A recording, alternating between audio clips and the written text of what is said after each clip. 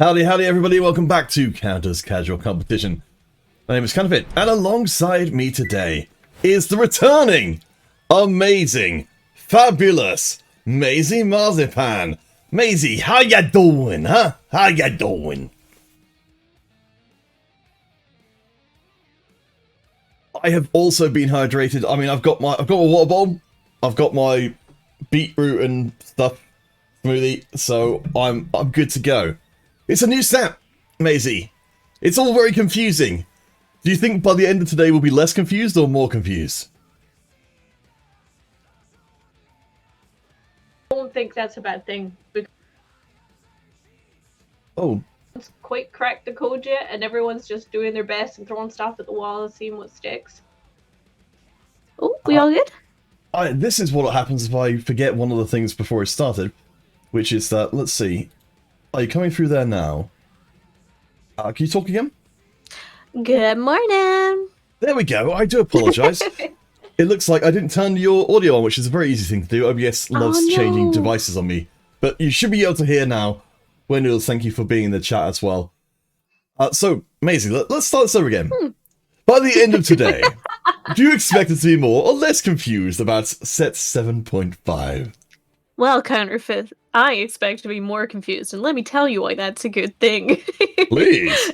So, yeah, no, this is my favorite part, is when a new set drops and everyone's just trying it out for the first time and throwing stuff at the wall and seeing what sticks. And I think it is quite a confusing time, but I think when you finally get that breakthrough or that comp that you find and gel with, and you know it's going to be your pocket pick all season, I think that makes it worth it.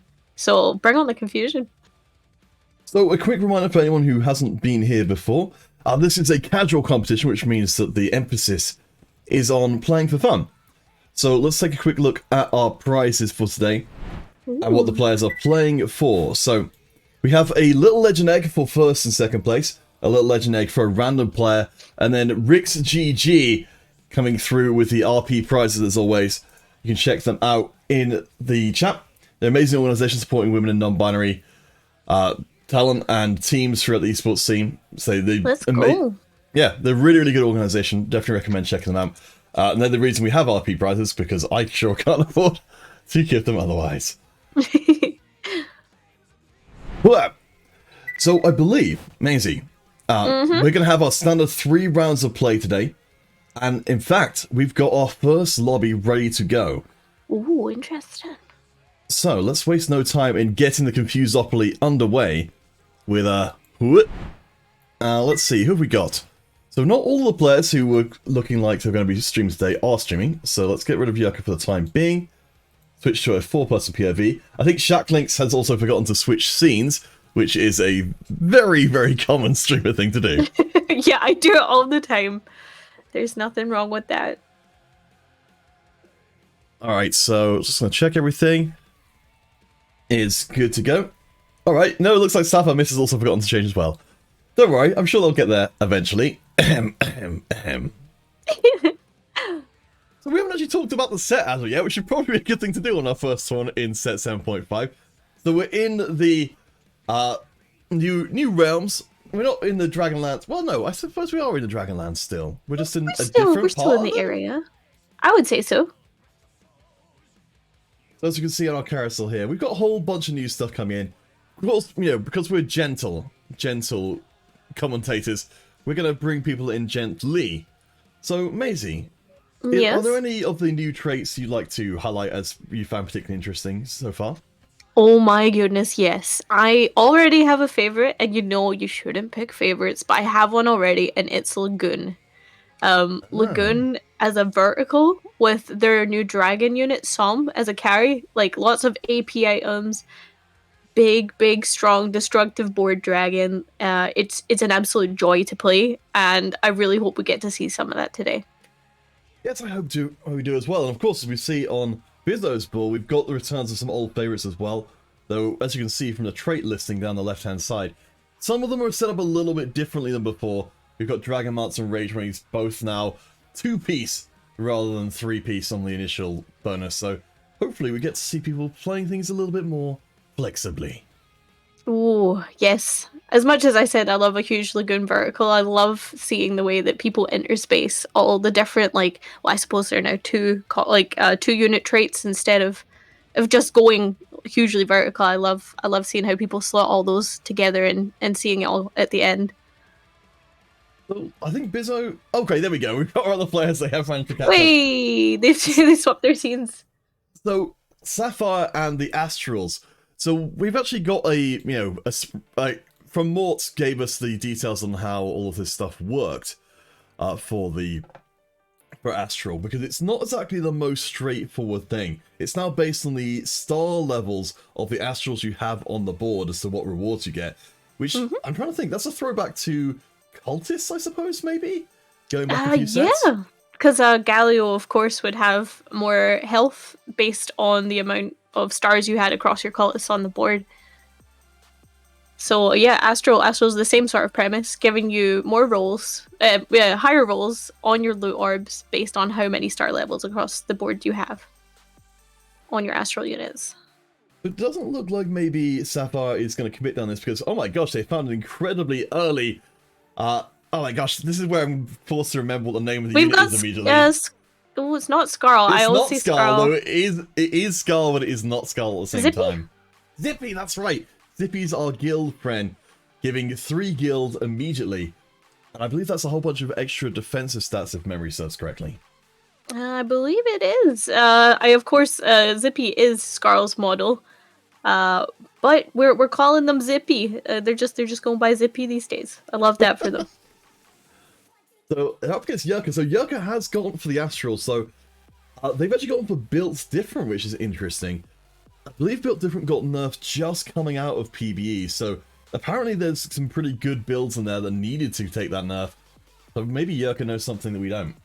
I would agree. I have playtested quite a bit on PBE. Just before everything came to live. Still haven't played anything on live yet, but there definitely felt like there was certain traits and perhaps even units that just needed a little tweaking before they were okay for live. So it's good to see that they've caught that before it's came on. Well, so Sapphire with a pretty good start. I think they probably were expecting a little bit more out of Zippy that first time round, but I think they're more of a disruption unit. So maybe some follow-up DPS would be the ticket. Aphelios, certainly in an interesting spot right now. As a Dark Flight member, it's actually spending all time on the front line and the back line. Yeah, I've been seeing a good bit of that. A lot of Aphelios Senna openers as well. Like Cannoneer used to just be, back when Cannoneer was in previous sets, that would always be something you would see sprinkled in people's opening comps and generally had a lot of strength. Yep, there we go. We're seeing Sapphire coming in with the buy-in of the Zeri here so that they can get that early Cannoneer. I think that's going to make a big difference in the comp. Yeah, and Wet Noodles is making a really good point in the chat that there's definitely a lot of lines here for Sapphire to go down in the guild. Just because we've got the 3 guild in already. Any guilds that come in at this point for the shop will immediately be getting a much larger bonus than they would be getting otherwise. Oh, this is true. Good catch, Wet Noodles. Yeah. In our first lobby, let's just quickly run through who actually are our tournament players here. So it's going to be Vlad, Enders, Bizzo, Sapphire, Melinx, and Yurka. So Nuck and Snoozy are our randos playing this lobby. Oh, we've got randos. Yes. It's because we've got an odd number of players, so we've just got to spread everyone out. But a player we haven't checked in yet with is Shaq Lynx. Let's see what they're up to. How we doing, Shaq Lynx? So I'm actually noticing we've got several returning players, as is the spirit of the tournament. It's nice to see familiar faces coming back. Yeah, I mean, I was just talking about before this all started. It's amazing how many people keep coming back again and again. I think that's a good a review as you could ask for. Certainly in the casting world, it's the whole thing of, you can get into cast something once a lot of time, but getting through it twice is always the trick. So thank you very much to our returning players. Even if it's going to be that we've got some pretty good players in the mix as well. Oh, I'd agree for sure. I'm sure I've seen both Yurka and Bizu win the tournament before. So to see them back and in the same lobby will be a nice little test of skill to see where they're at now. Okay, so let's keep checking around because I believe that we have got some interesting comps to check in with. Because I believe as well, we'll see in a second, of course, as Carousel will take us through, that we're going to be having some Nomsy action taking the field, returning from being a trainer before. Oh, I do love me a Nomsy. Do we know what the Nomsy trait is this game? I believe it is Cannoneer going by our top left screen. Ah, yes, it is, because we've got a Tristana on board. Nomsy is so interesting because every game, Nomsy is summoned. They are a prodigy, so they count for 3 of that unit, and it's a reverse summon unit. So they'll summon either Tristana, Heimerdinger, or is it, I believe, Lulu? Yes. So all the trainers from Lulu. before. Yeah. So all the trainers from before, most of those have been removed from the game, sort of. You can get them back through Nomsy. And actually, I played this on PvE, and having the Cannoneer Nomsy turned out to just be absolutely fantastic. So I'm really interested to see if they stick with the Nomsy boosted Cannoneer. Well, they're up to 4 Cannoneer right now, which is pretty impressive, especially for this early on. Up against Sapphire, though, who is not undefeated right now, but has Tiny Titan, so is still very healthy, and back with their... oh my gosh, my brain is going again. It's not Skull, it's really tough when you have to... Zippy! Yeah, Zippy, okay. I have to sort of redo my memory banks to try and not immediately go, oh, that's Skull. But Scarl's, it's not wrong, but it's not 100%. Uh-oh, my cat's trying to get in. No. Hear. If you need to attend to cat duties, I more than understand. It's okay. He should be alright. That's silence. Fortunately, I've got my door open, so if my cat comes along, he'll just come and leap on my desk and turn my computer off, most likely. My door is also open. He just wants me to open it more before he comes in, because he just be like that. But anyway, I'm really interested to see what's happening with her Nomsy board. Oh yes, let's check in with them. So they've gone for the Dark Flight setup here. So we've got Infinity Edge being shared across to both Rengar and to Aphelios at the same time. That's a pretty solid setup. I've certainly seen a lot of people going for the heavy Dark Flight, where they use a lot of Zarot portals, but this one is all about the damage. Yeah, I think this is actually going to play out quite nice. It looks, although, that our player here has been outclassed a little just with terms of stars. I don't think this is going to be a win, but you know, the Infinity Edges are certainly going to calm down some of the damage that they would have taken otherwise.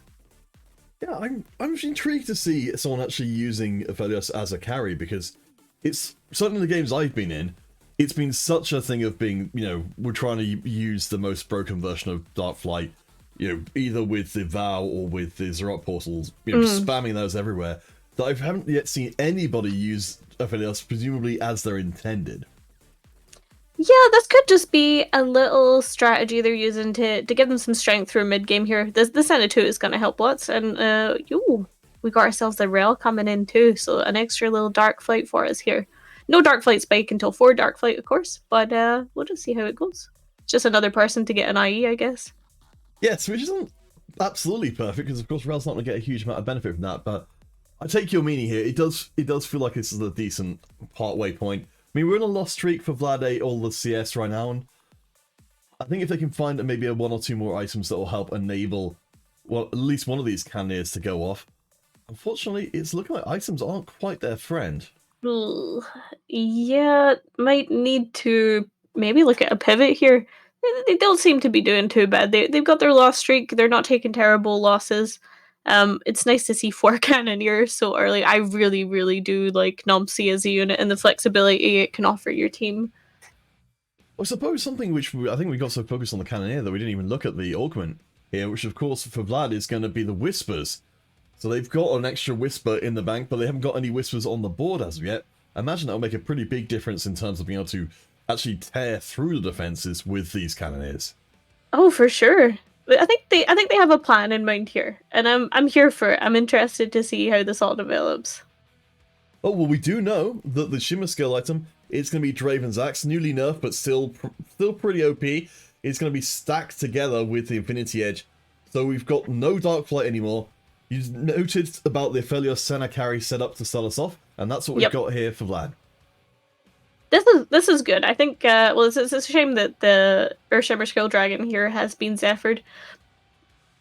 Again, if it's a loss, it's not going to be too bad a loss, and that's That's important if you're trying to maintain a loss streak. Well, yeah, as well. I mean, it doesn't look like it's going to be a particularly, short round either. So there's a lot of stacks going on that Draven's Axe to build up towards the first component drop. Well, hopefully for Vlad, they'll get something to complete this trifecta on the Cannoneers. Oh, do you know? I did not think that would be a win. No, I wasn't expecting it to be either, but... Oh, let's see. Ah. The reroll. So scoped weapons we know is very, very popular, even when you don't necessarily have like a specific use case for it. But oh my gosh, alright. Apparently we are on the Cannoneer hype train all the way through. We've now got our friend Graves, who is utterly disgusting. Utterly disgusting. It sounds like it shouldn't be a compliment, but that is the highest compliment around these parts. Oh, for sure. And we've also, as we noticed before, got a Pantheon waiting in the wings to join the competition as well to make use of that heart. Aphelios gets leveled up, and I think Vlad has turned the corner here. Maybe... Oh, never mind. Never mind about the whole Whispers thing. The Whispers thing is confusing, but maybe, maybe there's an endgame plan that I just don't have the big brain to see at this point. Shall we see how Bizu is doing? Because Bizu is streaking their damn mind off here. Yeah, what are they up to? Oh, so they have gone further down the guild road. Oh, they have indeed. It's the start of the set. Everybody's looking up what's the good meta comps. What do I play to get myself climbing and get myself climbing fast? So I'm like, okay, if Bizu's streaking, I'll have what he's having. Well, it's all the more impressive considering that Bizzo has got 0 combat augments right now, and they're still on a 7-round win streak. Ooh. Rich get richer as well, sitting on 51 gold. I wonder if he'll just sort of leave the 64 gold there and just let the interest accumulate. I always forget. Every time I take that augment, I completely forget I've got it. I roll back down to 50 and then I go, not again. But it doesn't appear that Bizu's forgotten this game. Yeah, I mean, I would be more comfortable with this, I think, if Bizzo was going for the Shimmer scale, because they'd be getting, a double dip on having a lot of gold. As it is, I mean, it certainly seems to defy conventional wisdom to be on a win streak this strong, but not spending any of that money to try and keep the win streak going. Well, I mean, we could just see the hoarding of money until we get a comp. Oh my goodness, what's the name? The name of the comp where you just buy all the high tier units, like the 4 and 5. Oh, I mean, I call it a wallet comp, but yes. A wallet comp. Oh gosh, I can't remember what it used to be. I mean, Piba is probably the official Piba! term. There you go. Yes. So I was really bummed out to find that Piba isn't like, even while their name has persisted, I don't know if they actually even stream TFT anymore. So I was a little upset because, yeah, everybody knows Piba's name, and I think you're right, it still persists as this is the comp that's just made up of legendaries. I think Bizu's in a position to revive the Piba comp. Hydropat saying Bill Gates comp? Yeah, I'm sure that might be a more recent addition to the pantheon of names as well. I got that Bezos bench. Bezos. There we go. Ooh. Could it be a new thing that emerges here today? Well, we'll just see if that's earned in time. We'll find out.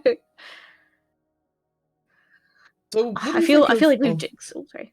What do you think of Bizzo's board right now? I like it. I don't know. We have just gone sort of guild vertical. Oh, excuse me. I think I need to sneeze.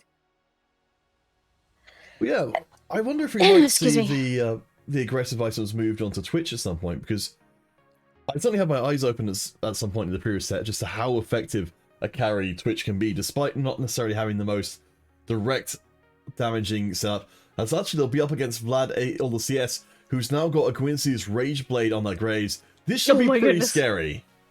Yes, I'm scared of this Graves. I'm calling the police. That's what's happening. Oh my goodness, yeah. Yep. And that's still a Graves 1. Oh boy. That's... Ooh, well, bear in mind as well, Vlad doesn't actually even have full gold capacity at the moment, so with the Draven's Axe, that, even before we hit 2-star Graves, that Graves would get even stronger than it is right now. Whoa, just imagine That Draven's Axe with Bizu is gold. There's a lot more Graves. That's unstoppable. Alright, well we've taken a little look at what we've got going on for Vlad. We've looked at Bizzo. So we've got Sapphire and Shaq to look at next. Who would you prefer to go to first? Let's look at Shaq. I feel like that's where we spent the least time so far. What have we got going on here? Bruisers, Whispers, and Evokers. We got Seraphine. I love Seraphine. She's just what do you love about Seraphine? Well, one, she's cute. Two, I'm cosplaying her at the end of the month, which I haven't told anyone yet. Yeah, I've got Seraphine cosplaying here. Not Lagoon Seraphine, base skin Seraphine. And also, just anytime she's in a set, she always offers so much utility and or damage. Like, she's such a good unit. Oh my gosh, so there we go. World exclusive. Live on stream. Don't tell anyone, internet. Trusting you here. Yeah, I haven't even told my partner or nothing. Oh my gosh. This is, very special. But no, Seraphine's so much fun. I think maybe, what are we going to see come in here? I suppose it doesn't really matter for Wolfram, but they could get another wee Lagoon in there. Just start eking out a little bit more eco with the Lagoon orbs. Yeah, although if it's my luck, it's always boots. Well, so that's one of the things which definitely puzzles me about the way the Lagoon is set up in this set. Is that you've got a set boundary where you'll always type either a fish or boots. That's the only question there. It's not whether or not you will get it, it's just what particularly useless item will I get annoyed by this particular game.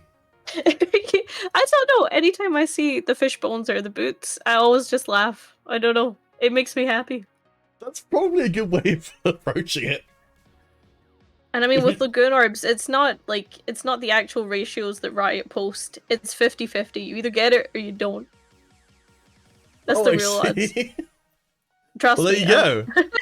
We've got behind the scenes insight. It's 50-50. You get it or you don't. Well, it looks like your advice has been taken. So we have got Lagoon coming in here. It looks like this is the first time it's going to be coming in, but we have got a silver version of the blue buff. Or blue battery, rather. Oh, blue battery, nice. Oh, that could be really good for Lagoon. It's just 10 mana, but it's definitely a pretty solid setup, and we're seeing it's working relatively well here. We have got another Graves coming in. Yoko is at level 8 right now, so I think they are ahead of the pack. Yeah, Graves seems to be quite the spooky unit, honestly. I don't remember it being so strong on PB, so I wonder if Graves got a little tickly buff before he came to live servers for us. I mean, certainly, I imagine he's going to be taking a lot of attention. Lucky Gloves coming in, though. Oh, this prismatic augment's huge potentially for players. Oh, that's a beautiful selection. I think maybe as a third augment, yeah, it's going to be maybe not enough time to put together the Thieves Gloves, multiple Thieves Gloves you really need. Woodland Charm, though, this is huge. This is the first time I've seen it this set. This is completely different from what we've seen it before. Go on, you got to take it. You got to take it. Oh, you got this. Oh, no, you got it. You got it. You don't need an evoker. Denied. Set 2 was maybe my second favorite, so I was very excited when I saw Woodland. I guess we'll have to come back to that another time as we check in with Bizzo, who's managed to get themselves a very early Shyvana. Again, they've gone the entire game without picking up any combat augments at all. They're relying completely on the strength of their units. I love that. This is someone I feel that's done their research, that's played on PBE, that knows the strength of their units, the strength of the comps, what they're up to. They're like, nah, combat augments, don't need those. Just give me the utility ones. I'm gonna hoard some gold. I'm gonna get champions a level higher. It's all gonna be fine. I mean, that was kind of what we're seeing towards the end of Step 7 as well. Is that the players who were playing, who had the high-end shopping, who had the level up, they would just win the lobbies because their boards ended up being so overwhelmingly strong that it didn't matter if they lost a bit of, HP along the way. They would still just end up in this completely unsurmountable spot. That's entirely true. I do feel like Bizu is going to be someone that's done their research and is comfortable, and maybe did play a whole lot of competitive at the end of the last set and knows that to be a strategy that they can use to win. whereas everybody else is maybe perhaps testing the water with the combat augments. Who knows? But I mean, it's working for Beezer, so. Let's check in with Sapphire, because they are currently at the bottom of the table. Looks like Nuck, who was one of our, I believe one of our random players, had taken an early exit, so top 7 up for grabs. Of course, any random players will not show up in the standings, but still. No eggs for them. No. Of course, if they run across, perhaps they ran across this Yurka's graves. That might be the reason they might have jucked out early on. That Yorka's Graves has now got Titans on him since the last time we had a look, so that's even more frightening. I have high hopes for this. It's still only a Graves one, and it's doing that much destruction. Well, I think as well, because we're in a Draven's Axe lobby, there's now 2 graves. Maybe there's even going to be 3 graves by the time we get done with these final comps being put together. So it's scary times for everybody. For Sapphire, though, they are going for the comp which did get a lot of attention towards the very, very end of the previous set on the competitive scene. Scale Scorn, was pulling in some really, really good results, particularly if you can put together 1 or 2 extra Scale Scorn emblems. So, Scale Scorn last set is not something I didn't get a chance to play too much last set. Just because I wasn't very well or anything. So please explain to me, how Scale Scorn ended up being so great. Well, so we're in a bit of a weird spot where, for a long time people was looking at Scale Scorn saying, Olaf and Assassin Spatula, that's all there really is to the comp. It's basically just it's basically an assassin composition that you only get to run when you get an Assassin Spatula. But what we saw towards the end of the set was that people were running things like Cavalier Spatula, Guild Spatula, and having relatively good levels of success with it. And sometimes no Spatula at all. So I think general thinking has changed, and people are more willing to run Olaf with, potentially, as we're seeing here, with no Spatula at all, and still doing pretty well. I mean, Olaf has always just been an absolute gargantuan unit. Anytime he's in a set, you always find that there's a way to make Olaf your carry. And I think this set's going to be no different, honestly. One of the things which I'm trying to remember, actually, if it was in the previous set or not, was that certainly in this set, Olaf gets the extra attack speed if he goes below 50% health. So with the setup we've got here right now for Sapphire, we've got the Titan Resolve and the Bloodthirster, there's a good amount of tankiness there to keep Olaf alive once he hits that kind of point of being his most powerful form. I think Olaf 2 would be huge for Sapphire here for this reason, I think. That might be what we're searching for. Searching pretty hard, but... Oh no, we've got the another warrior there with Pantheon. And a second Whisper. Oh, fascinating. So what we're not actually seeing a Scale Scorn comp at all. I got baited. It's a warrior comp. Because that banner just went in the bin, and the warriors instead of taking to the field. We don't have a Yasuo as of yet, but I have to think that's coming. That has to be really what's being looked for there. I think that was just maybe a little attempted pivot. Sapphire's running out of HP here, but if they find the Yasuo, it could be huge. You can see that this lobby is pretty fierce. Vlad, of course, one of our Graves enjoyers, let's put it that way. Graves enjoyers, I love it. Sophisticated. Oh, hello. Of course, we forgot about, we're onto Treasure Dragon. Actually, remarkably, onto one of our regular Treasure Dragons rather than one of our Chaos or Order Treasure Dragons, which are, of course, ways to mix things up even further. Oh, we got the Olaf 2 and the Hecarim 2 for Sapphire here. And of course, a ton of items off this dragon. Let's see how they choose to distribute them. Little BT for Pantheon. Okay. Oh, interesting. Reforge into the Zephyr. Yeah, that's good utility. That's only going to be a 2 Zephyr round. So for Sapphire, all hands on deck. They need to turn things around. Patrick, welcome to the stream. How is it going for you? Alright, so it's amazing. Yes. Your diagnosis, if you please. What's Sapphire's chances?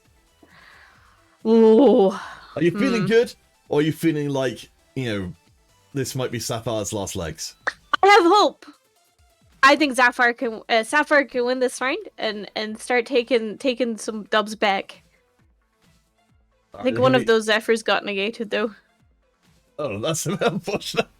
Yeah, right off the bat. I mean, they've got the Mage Varus there. That's a fascinating comp that Snoozy has there.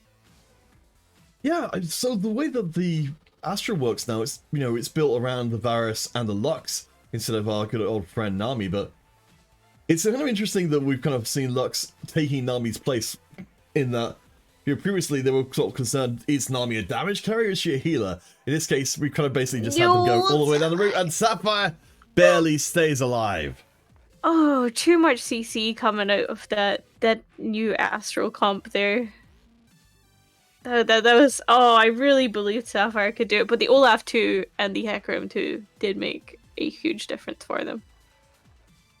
So we're down to the final round. They've got another Olaf in the shop.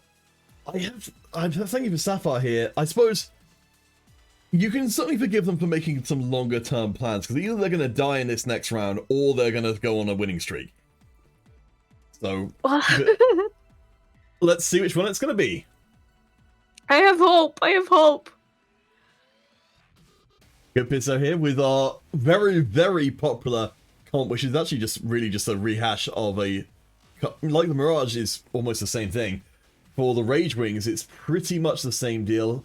So Savannah and Zaya setup has been very, very popular.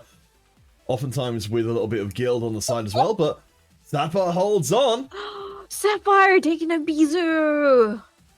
Alright. No, Sapphire just needs to do that like 15 more times, and they've got the lobby. That seems easy enough. Yeah. Just it. Oh, taking the graves? Are we... Oh, there we go. Thought we were perhaps taking the graves so others couldn't have it. Do we have any graves too on our boards yet? Let's have a quick look around and check. So we've got over here from Vlad. That looks like a graves 2 to me, but it's always a little tricky to tell. Yeah, that's graves 2. And this is a monolith grave 2 as well, which means they'll be taking less damage. And they've also got a buff from the Radiant Zeke's Herald as well for a little bit more lifesteal. So they should be incredibly hard to put down. We see them taking out the other graves. Perhaps this is the superior graves. Oh wow! I think my money. I'm not betting women, but if I was, my money would be on that graves there.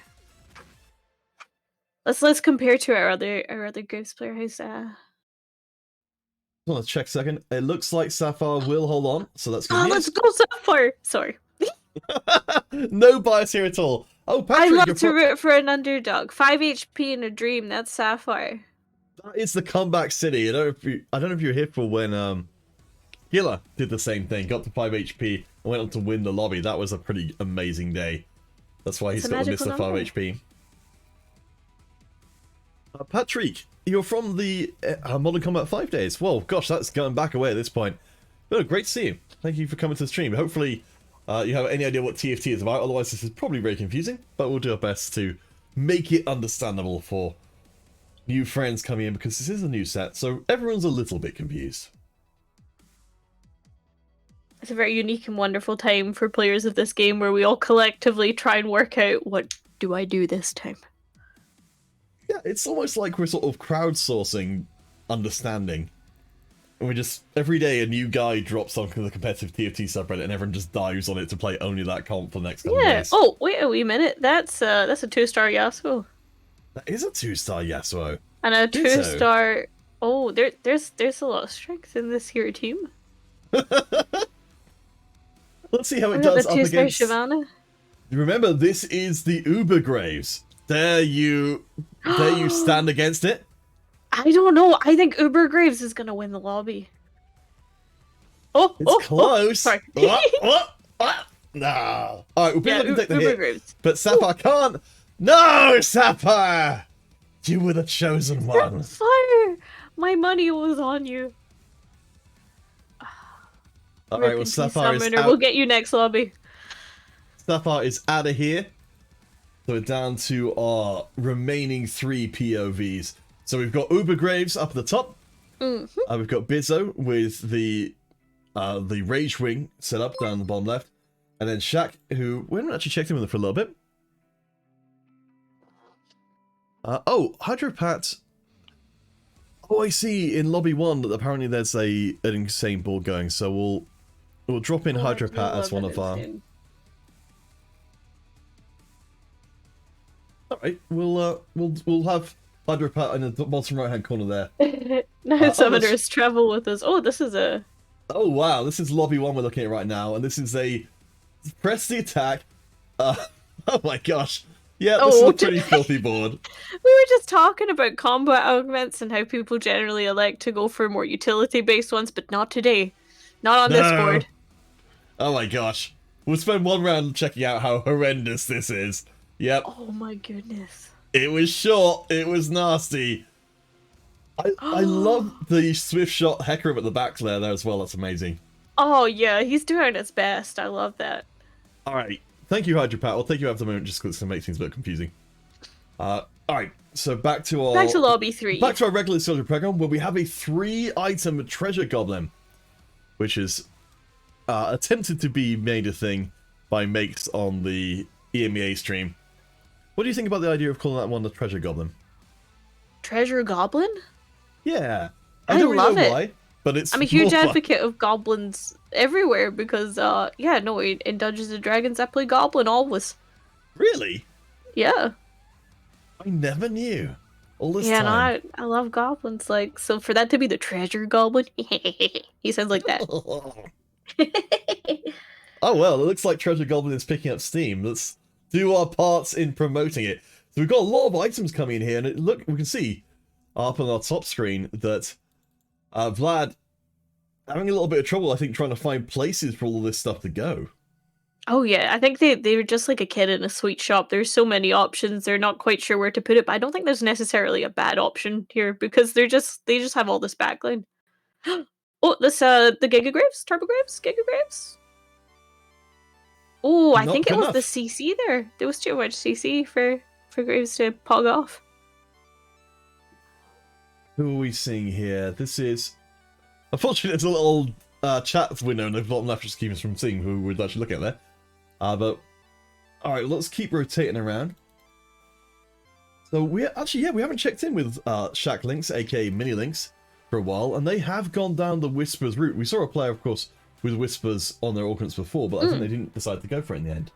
No, I don't think they did. I think there was a little bit of a mismatch between their augments and what they decided to do in the end. But this looks cohesive. That's a big tanky front line, and then just a wee Zyra doing her best in the back. But I'm not sure if that's going to be strong enough. Ooh. So this is one of the things I suppose with Zyra in the set, putting all of your stuff in a line on the back line. It's a very risky proposition. Yeah, and it's been that way for some time as well, and that was a very itemized Zyra. She got a lot of damage in before she died there. Yeah, there you go, second top damage, 6,066. Oh my gosh. It's a lot of damage. And that's not bad at all, considering that she's literally got, between her Spirit Shojin and Morello's kind of one proper damage item. We've got the upgraded Siphon, but we're one away from Zyra 3 as well. What choice can you even do? We've got the Siphon 2 there, so we've locked shop there for that, so Lynx is going to prioritize that. Oh, I'm terribly sorry. It's alright. I think I have to jump. Just a moment. Yep.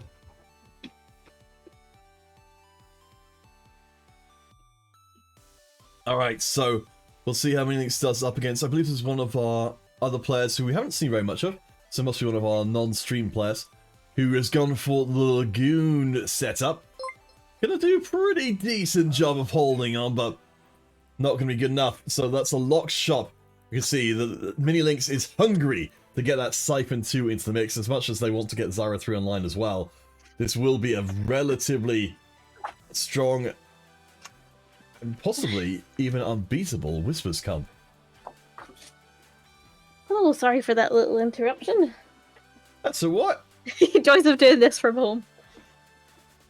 Mozilla, thank you for the follow. Yeah, so Mozilla is thinking that Zyra is the strongest carry right now. It definitely feels that way in the lobbies I've played, that it's been very, very consistent. Maizy, I don't know, what's your opinion on Maizy, on Zyra right now? My opinion on Zaya, I think Zaya's great. I think anytime Zaya's popped up on TFT, she's probably been my favorite unit of the set, and I'm excited to be able to turn around and say, oh yeah, well for this set is Zaya again. She just has so much shred potential, and she's so punchy and so powerful and impactful on the board. And I don't think this set's any different, and I do agree that she's definitely up there. I don't know if she would be the top carry, but she's definitely up there. I think in terms of consistency, like, you can't really ask too much more what she's doing. It's one of those things that I always, for a while, I actually thought Zaya hit everybody on the board, but it is just nearby targets, so she will have a little bit more trouble early on, but later on she spreads absolutely everywhere up against the Whispers. So Bizzo doesn't win here, they will still stay alive, I believe, unless it goes horribly wrong. Of course, Siphon is one of the units that can deal with Zaya pretty well. Yeah. Oh, Beezer. No! Just respectable fourth for Beezer, though. I do love Zaya. I think Graves has the potential to also be the strongest unit in terms of carry potential. But then Zaya's great because she gets to stay on the backline and remain quite safe, whereas Graves is really susceptible to CC. So really, I suppose it would depend how you build them. But there you saw the sci-fi making light work with that Zaya, so it all depends on where you are, I guess.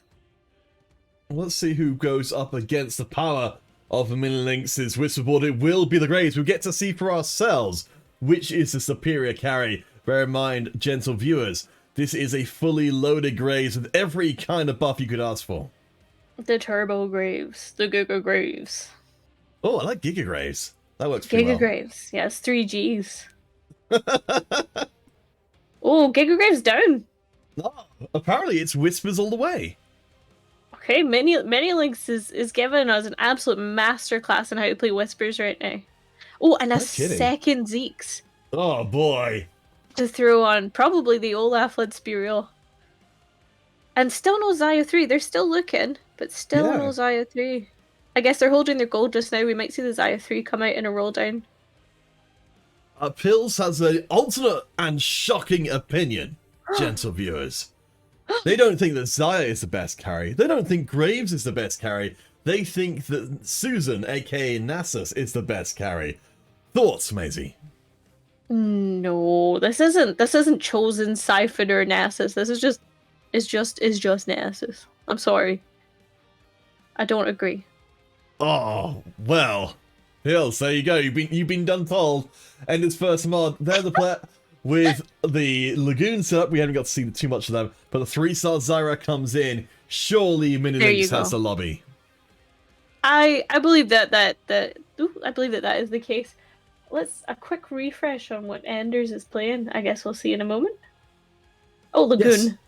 It looks like it's actually here. Vertical Lagoon. It is Vertical Lagoon. I did say I wanted to see this, and it's my favorite comp I've played so far. But I think 3-star Zyra just shreds it. They're so grouped. Well, Siphon's just dropped. Zyra is still up and fighting. He will be doing a ton of damage. But Soma is doing a pretty good job. Okay, no, never mind. I got a little carried away as soon as I saw the Siphon drop. But still, a pretty good showing from Lagoon. Even if we didn't get to see too much of it ourselves, it managed to still hit second place. And that's not bad in a lobby that was that fiercely contested. That was a pretty fierce lobby. There was nothing too crazy, not like we saw in Lobby 1 with that crazy prismatic Swift Shot build. But no, that was a good outing and a lot of different varied comps. It wasn't everybody rushing to all go for the same units. Nobody really felt too contested. Everyone had their own sort of flavor that they were bringing. It was really exciting to watch, actually. Alright, it looks like our rounds are coming to a close. I'm going to bring us back onto stream. Hello. Hello! So, let's have a quick look through our post results here just to see what has come on stream so far. So, we did have the other lobby where Mozilla was able to take the win with a shapeshifter addition to the Zaya Shyvana setup. They were leaning more heavily on Jace as a primary tank, and that seems to make a lot of sense. It does. I really love just throwing in a little shapeshifter for some spice, especially now that it's been changed up. I can see that just being part of the meta anytime there's like a Shyvana or a Jace comp. So having them both is just fantastic. Yeah, Pills making it into second place. Good job on them. And he 4-2 has dropped out, but did a good job with the Warriors Siphon set up themselves. The Olaf coming through as a 3-star there. So, alright guys. So we do need to get set up for the next round. There's going to be 3 rounds played with the prizes deployed at the end. So we'll take ourselves... Ooh, let's see. Probably look to start around at half... Let's go for 25 pass. So we'll give ourselves a 7-minute break. Ooh, So wonderful. please do go grab yourselves a cup of tea. Or anything else you might care to drink or eat. And we will be back after the break.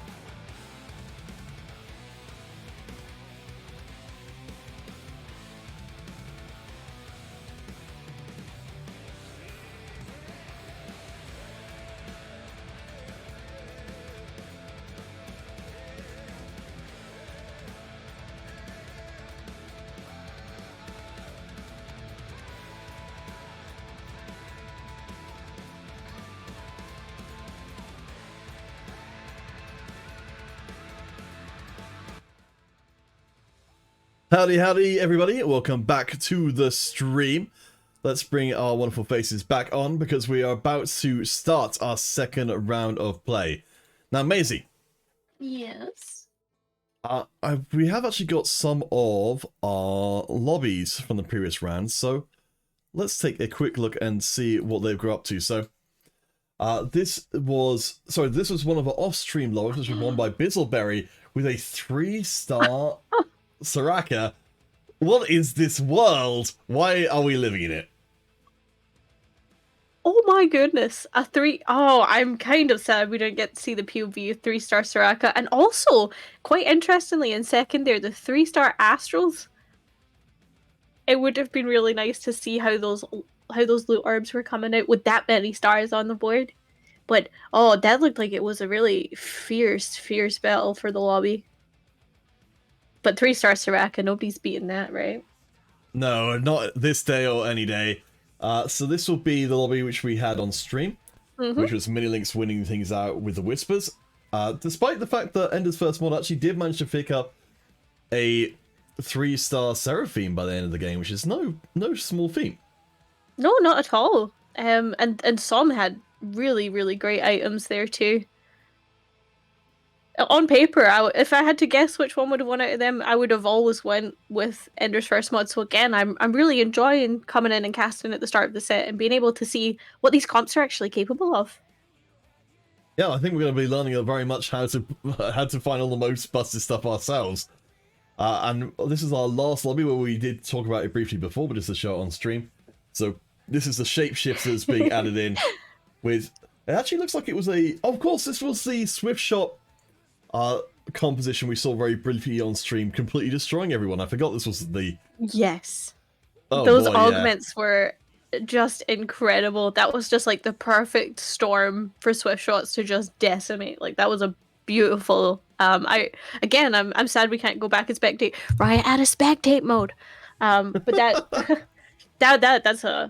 that was a wonderful storm of just crazy there. That's another well-fought lobby. This is good. People are really bringing their A game today. Like, people are building much stronger lobbies than I thought they would, given where we are in the set. Alright, we'll come back to us for a second, because I think we should be about to get our first... Yeah, well, actually, no, we're just about to get the game started, so I will not leave it long ourselves and just get straight into things. Yeah, I mean, one day, maybe we'll have to spectate coming across from the tournament round to the live servers, but not anticipating it anytime soon. But what we do have this lobby is the closest we can get to it right now, which is 6 different POV players all streaming. Every single tournament player in this lobby is streaming, which is amazing. It's amazing. Yes. We have got Ekans, Yucca, Enzi, Simply Magic, Sapphire Mist, and Chucky. You have a whole chocolate shop of different POVs to choose from. Where should we begin? Goodness, let's kick off with Chalky, because that's another returning player that I've seen before. Chalky's whipping out the Susan. According to Twitch chat, Susan is the carry to get this set. So we'll see if that's something they stick with. I'd love to see it. I mean, as you see there, we've really got a couple of throwbacks in the set, which I love to see. You know, Nasus, and of course the return of the Bonky Kong himself. We've not seen anybody be brave enough to run those comps as of yet, but I'm hoping we'll find our brave souls amongst these 6 POVs. Oh, do you know, I just love a good reroll comp, and I love that this set's bringing back the potential to get that super early 3-star Bonky Kong and just like run wild with warriors. Like, I think that would be really great if someone pulled it out, and my fingers are crossed, but I just don't know if we'll see it. I can legitimately see a space for Wukong in, you know, that he's actually a pretty good carrier. Oh, actually, let's pull back the main POV and see if we can catch some more ultimates coming in. Ooh. So we've got Electro Charge for 1. What was that? That was, actually going to be a Rage Wing Harp for Sapphire down there, which would certainly not be a very popular choice in the previous set. I'll see if any of these other ones jump out. Two Electro Charges so far. I think our players are staying fairly generic, but there is a Shimmer Scale up top right. Weak Spot down for Simply, and Weak Spot for Yucca as well. It has gone kind of like very blanket there. I saw turning down on the Cavalier spat there, and I know in the old set everyone would be fighting to get the Cavalier spat, Hmm. jumping in for Mirage. But now, of course, Cavalier is not as strong, and it goes up to 6 Cavaliers. So to really get that bonuses, you have to really go into the vertical, and I just don't know if it's really as doable as it once was. Alright, so I actually kind of wanted to take a quick look into Sapphire because they've taken the most unusual of the augments in the Rage Wing Heart, which they're using right now just to push up the power of Rakan, who is a pretty heavy troll unit, I have to say. Oh, Rakan is a wonderfully troll unit.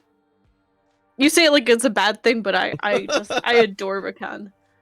Do you ever use a unit and think, I know that I should be using this because it's strong, but I feel like I'm really, not necessarily giving the other person the best game experience when none of their units can actually fight? That's the kind of comp that I aspire to get every time I play. I guess everyone plays the game differently. Oh Do boy. you remember when Kale Carry in set 4 was a thing? That was Oh me every game. god. I abused that right up into Diamond. Wow. Nobody could stop me. Horrendable. Let's keep on moving there because we got a lot of players to look at. Let's see. So, well, where would you like to go next? Let's check out Emi. Is it Emi? Oh, MZ. My bad. MZ. Yeah, Fresh, I believe, I'm trying to remember exactly what the event was. But she's a medal winner at an Ooh. esports event recently, so we're in good company here with the Shimmer Scale, providing just the right amount of shininess to go with the medal. That seems to be quite the strong board early. There's just enough sprinkle through the traits. And of course that Shimmer Scale emblem is putting in some real work. I think this is a board to watch. We'll take an extra second to check what the Shimmer Scale item is, so I can't actually see it right now. But presumably Yeah. it's there. What we got? Oh, it's a needlessly big gem. So this is one of the ones that did get nerfed fairly hard coming out of PBE. To go back from being for gold for every 2 units to gold for every 3 units. Almost to the point where it's kind of not a gold generation item unless you're winning massively in your rounds. I think that this has the potential to do so. I think the eco is a little low on this board. I will say that.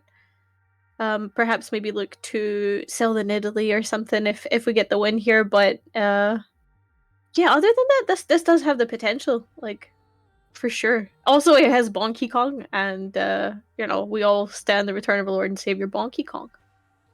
Oh, for sure. I still have very fond memories of the Bonky comp from before. You can see it's doing pretty well. As when Noodles was saying in the chat, that does an incredible job of providing crowd control, even if you don't necessarily itemize them. So MT doing well with that Shimmer Scale crest. We'll be able to build up towards potentially the Crown of Champions later on, which will requires 2 of those to get there, but still 2 augments to make that happen. Okay, second carousel time. Oh my gosh. So we don't have any spatulas on this one, so that should keep the lid on any Shimmer Scale dreams for now. For now. Just you wait. The wolves have got something real nice for us, I'm sure. Alright, so let's keep on rolling around and see what else we've got in store for ourselves. Ekans, we haven't looked at them so far. They have got themselves what looks like to be a pretty generic setup with a Bruiser frontline and a Swift Shot backline. They've also got a generic augment in the Electro Charge as well, so they're definitely keeping their options open. I like that. I think that's the mark of a really good TFT player, is someone that can just play super flexibly. And anytime I aspire to get better at the game, that's always the route that I go for. So to see people go with like the more neutral augments and be able to shine with those, that's a special player and one to watch. Yeah, I think it's a very much sort of tournament player attitude. And while this is a casual competition, it is still a competition. So if you want to finish up highly, then generally you are looking to play as flex as possible. As we get to see, unfortunately their name's cut off by the follower banner at the top of the screen. Oh no! But it looks like actually a relatively similar comp, but that random splash in Zyra for Draco Malfoy actually did an amazing job at cutting down the backline entirely. That's Sapphire. They're against Sapphire. Yeah, okay, Sapphire. there we go. Yeah. I knew it was one of the egg players, but I didn't know which one. There's 2 egg players in this lobby. So, Maizy, this brings up a kind of an interesting thing which I hadn't even considered here, which was that maybe there is a world in which Zyra could actually just be a splash unit in the compositions if there's enough of a backline set up for enough other enemy compositions that she would really mess them up. Do you know? I think you're right. With her being an evoker as well, you tend to find that a lot of the popular comps from before were like Sol comps, or even with Seraphine being such a flexible unit, just to be able to throw in like Seraphine and Zyra to get a little bit of that spice, and have the both of them just like shield and tear through teams. I think those are really good flex units. Yeah, I think you're right. Well, Chush and Anchi is going to perhaps fall victim to the same thing. They've got all their carries in the backline as well. Though, of course, they've got a pretty solid front line. Unfortunately, Draco Malfoy... No! It all gets evaporated by the cast. It's down to the 2-on-3, and I think Draco Malfoy, they're on the beginning of something big. I agree. And the Ezreal holding those items, like those items could go on a wide variety of champs in the game. So it's exciting to see where they're gonna put those. We do see MZ actually managed to beat out Yoka despite being a level behind. Now let's go and check in exactly what MZ's got going on, because... Yeah, what's MZ pulling out for us here? Ooh, an Infinity Edge Olaf. Oh, Pretty spicy. she's not playing around today. She's came to like just decimate. We've got the Jaden as well. Look at that beautiful perfect synergy across all of our units here. I mean, this is so. I think this is one of the reasons why the Shimmer Scale got nerfed coming onto the main server. Is just that you can get you can get this combination of units early on that just has such incredible trait synergy with each other. Yeah, this is nice. I love perfect synergies. They make me feel all happy in my brain. It even actually gets the gold from the Needlessly Big Gem as well. So Oh my on goodness. a 4-round winning streak, I think MZ is on to the right kind of path here going forward in the future. We've got so many more players though. Check out. We do. This is such a busy lobby. Yeah, I do wonder if maybe 6 might be too many for us to keep track of in a reasonable sense, but I guess maybe we'll do a little overview of each person and maybe focus in on maybe 2 or 3 of them. Let's go to Sapphire. All right, where's Sapphire? Bottom center. Oh, there we go. So Not what's seen any got Sapphire going? this game. Sapphire was in our previous lobby, of course. But what they whipping out this time? Oh, we going Lagoon! We going Lagoon! Look, with Rage Wing's new breakpoints, I suppose having the Rage Wing heart doesn't mean you have to go deep into Rage Wing at all. That's true. Especially with the Xayah floating about late game, you don't need a lot to complement that Xayah. She's so strong. What It's we've a got little coming in alongside it is we've got actually, I think this is going to be our first on stream, or at least first one which we've talked about. Neela coming in as one of our new units for the set. So you can see, she's very mobile. Oh yeah, I was seeing, particularly in the last game, Nyla just absolutely wailing. So it's like the attack speed that the player had just meant it was like slash slash slash dive slash slash slash dive. Like it was insane. I've had a lot of skill shots already missing her so far this set, so I am not looking forward to having her and Graves to a lesser extent just jumping around the place, constantly avoiding skill shots, and oh boy. Yeah, I think Laguna is just wonderful for this reason. Alright, so we've got ourselves another set of silver augments, and our players might be starting to narrow down a little bit more on what they're looking for. I think, wait, is that a second? No, that can't surely be a... No, I thought for a second we were seeing a second Rage Wing heart. I was like, that surely isn't possible. Instead... They haven't taken it if it was. No, they've gone for Nice Edge. What do you think of the return of these positional augments coming in? So we've got Nice Edge, we've got the... I'm trying to remember all the different ones we've got. We've got the AP version, which gives you the armor as well. I think, if memory serves, I think we've just got the augments that encourage you to play frontline, and a few which encourage you to play backline. There is a couple. I think they can be a blessing and a curse. Like, I think because there are units that have such wide range AoE, like your Zyras, if you're all clumped up in the late game, I think that could be a death sentence for your team. So you then need to play a game with yourself that's just do I optimize positioning to avoid, like wide range AoE? Or do I optimize moving my characters around? Just maybe you're not getting the bonus, maybe only one or two characters get the bonus compared to, say, like a whole backline of cannoneers. So Well, it's a little game of chicken you need to play with yourself, I think.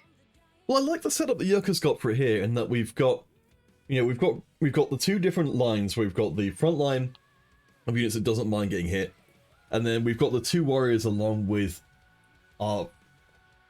Oh my gosh, my brain is not working very well today here at all. Cannon Lady, let's just Senna. say.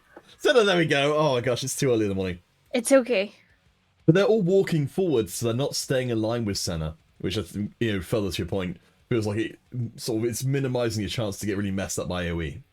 This is true. That's a very nice SOM that's been built there with the Gunblade and the blue buff already on. Yeah, that's pretty early on. Yeah. And even like they've got the Lagoon stacking nicely. Is Choose one of our players? Yes. Yes. Joshinanshi is a very, let's see, I believe they're under Chalky. There we go. Oh, Choose is Chalky. Yeah, they've been playing for absolutely ages, and I mean, having that SOM early on, that's going to be a huge amount of early stacks in the Lagoon, especially now they've got blue buff knocking out as many casts as possible. Yeah, that's a nice SOM.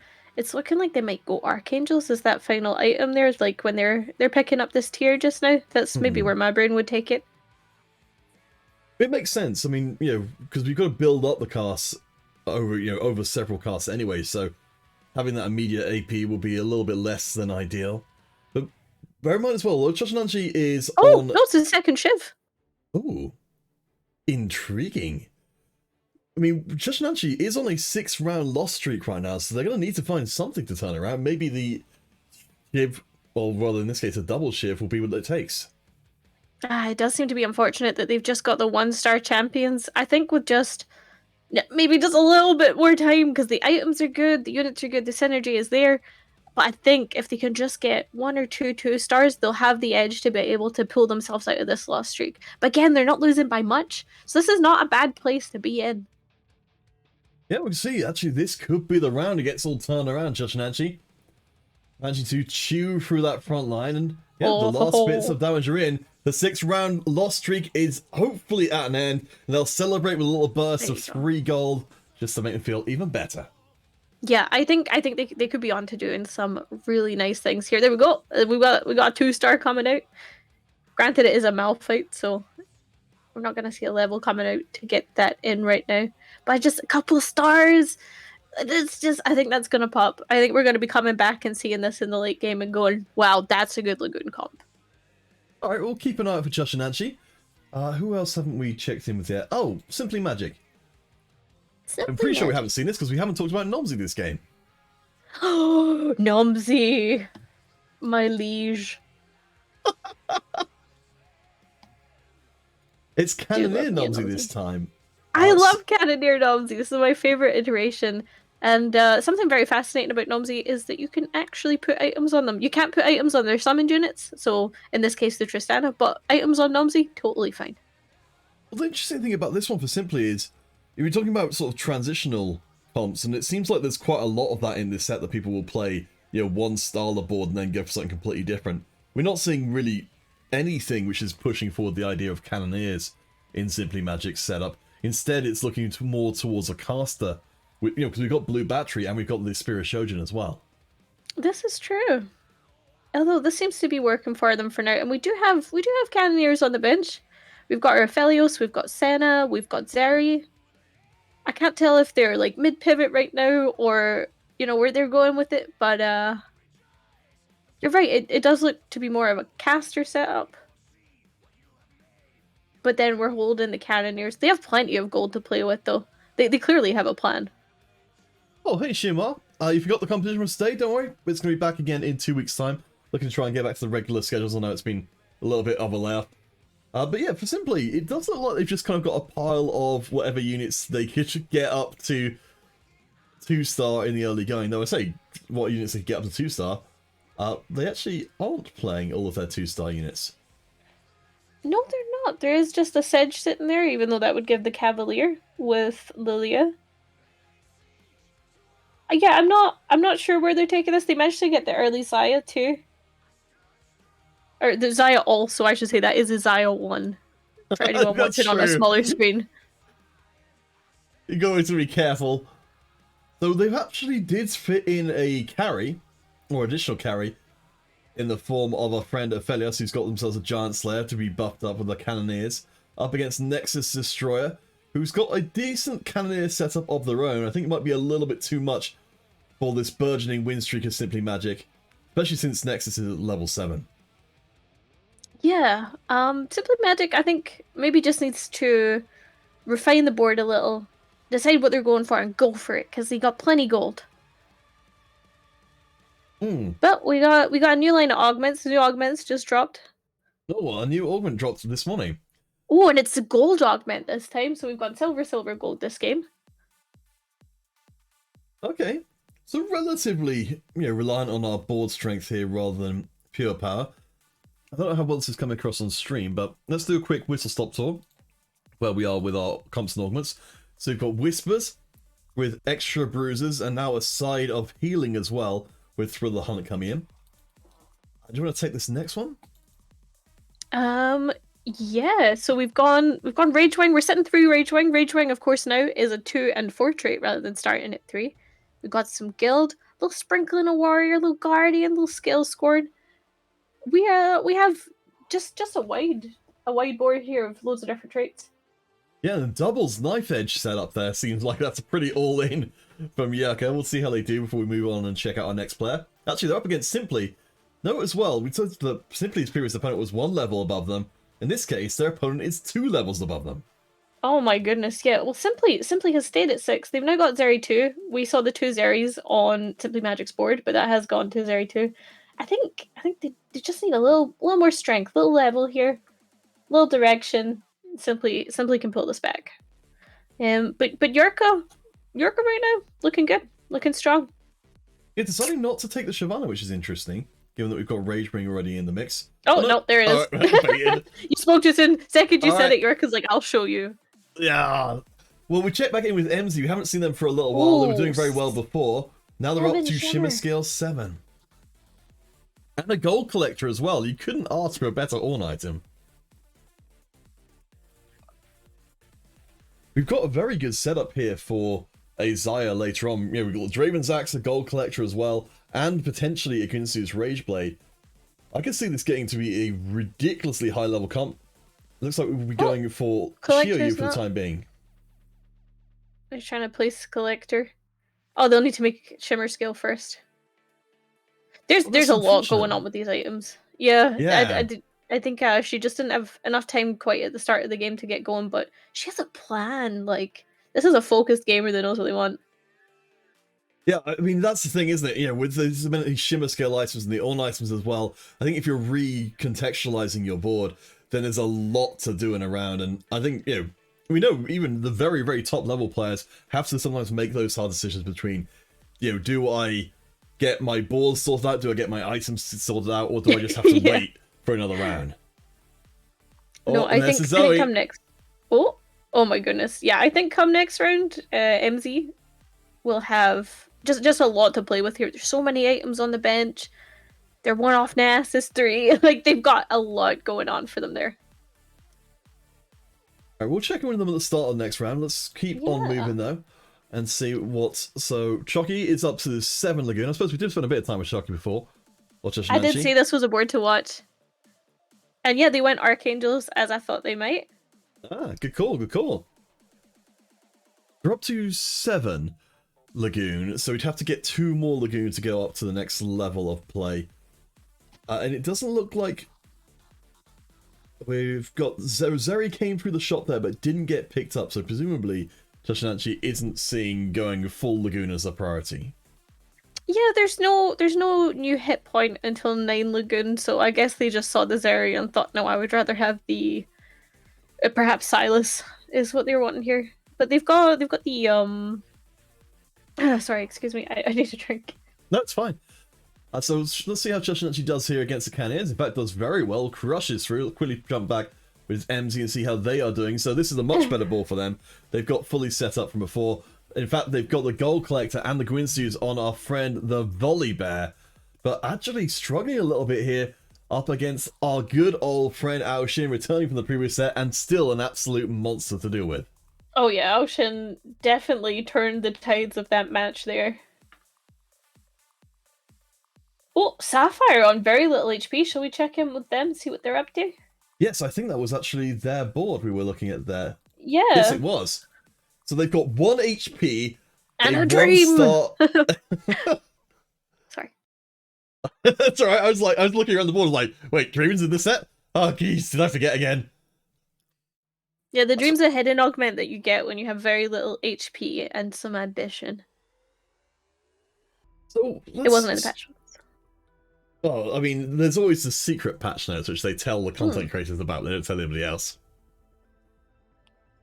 Alright, so Sapphire will do 1 against Draco Malfoy. Oops, looks like they're having a bit of connection issues there.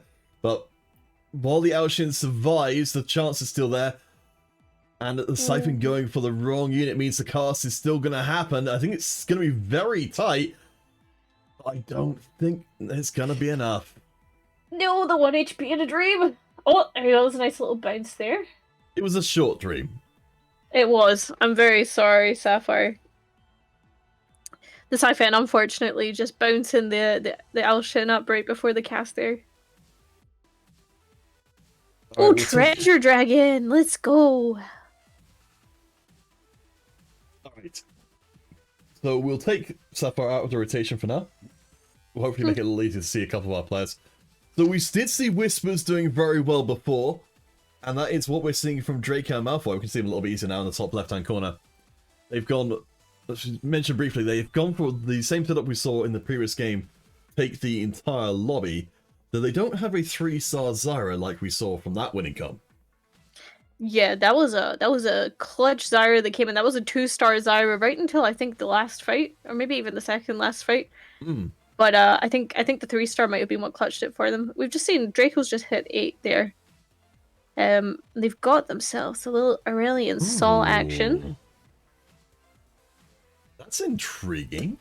Yeah, I don't know if that was just it's gold, so I'm buying it, or if there's something in it for us. I suppose that will be a little bit of additional income if you've got nothing else which you want to put into the competition because of being 3 Astral, though. It feels a little bit strange with the... I mean, well, I guess we'll see after this round, but with Astral now reliant on how many stars of Astral you have on the board, a 1-star Aurelian Sol is not going to get you a whole heap of cash flowing in every round. It's really not. An interesting strategy I've heard of Astral players wanting to do is run into 2-star Luxes, which gives you a lot of power and it keeps your star levels up. So I've seen people use that strategy to get more Astral. Well, I mean, it works well enough for Draco Malfoy there. We didn't get to see the damage graph to see how much of a difference the Aurelian Sol made, but I suppose it is a damage buff, and with the shred of the Whispers, maybe that is a good enough combination to pull off even itemless and probably only casting once per round. Oh, they're really wanting that bard there. There you go. They've got their bard. Shall we see how's Cookie getting on? Oh, Chucky, not Cookie. Yeah, I was trying to figure out what you were talking about there, but there we go.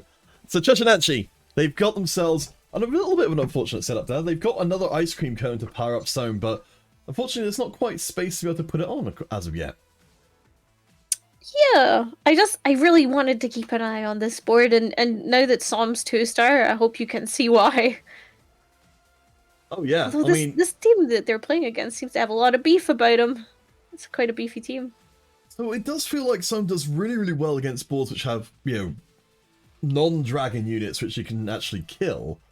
But when it comes to the bigger units, that sort of damage setup doesn't seem like it deals very well. You know, we haven't got the massive single target damage you need to take down the Siphon.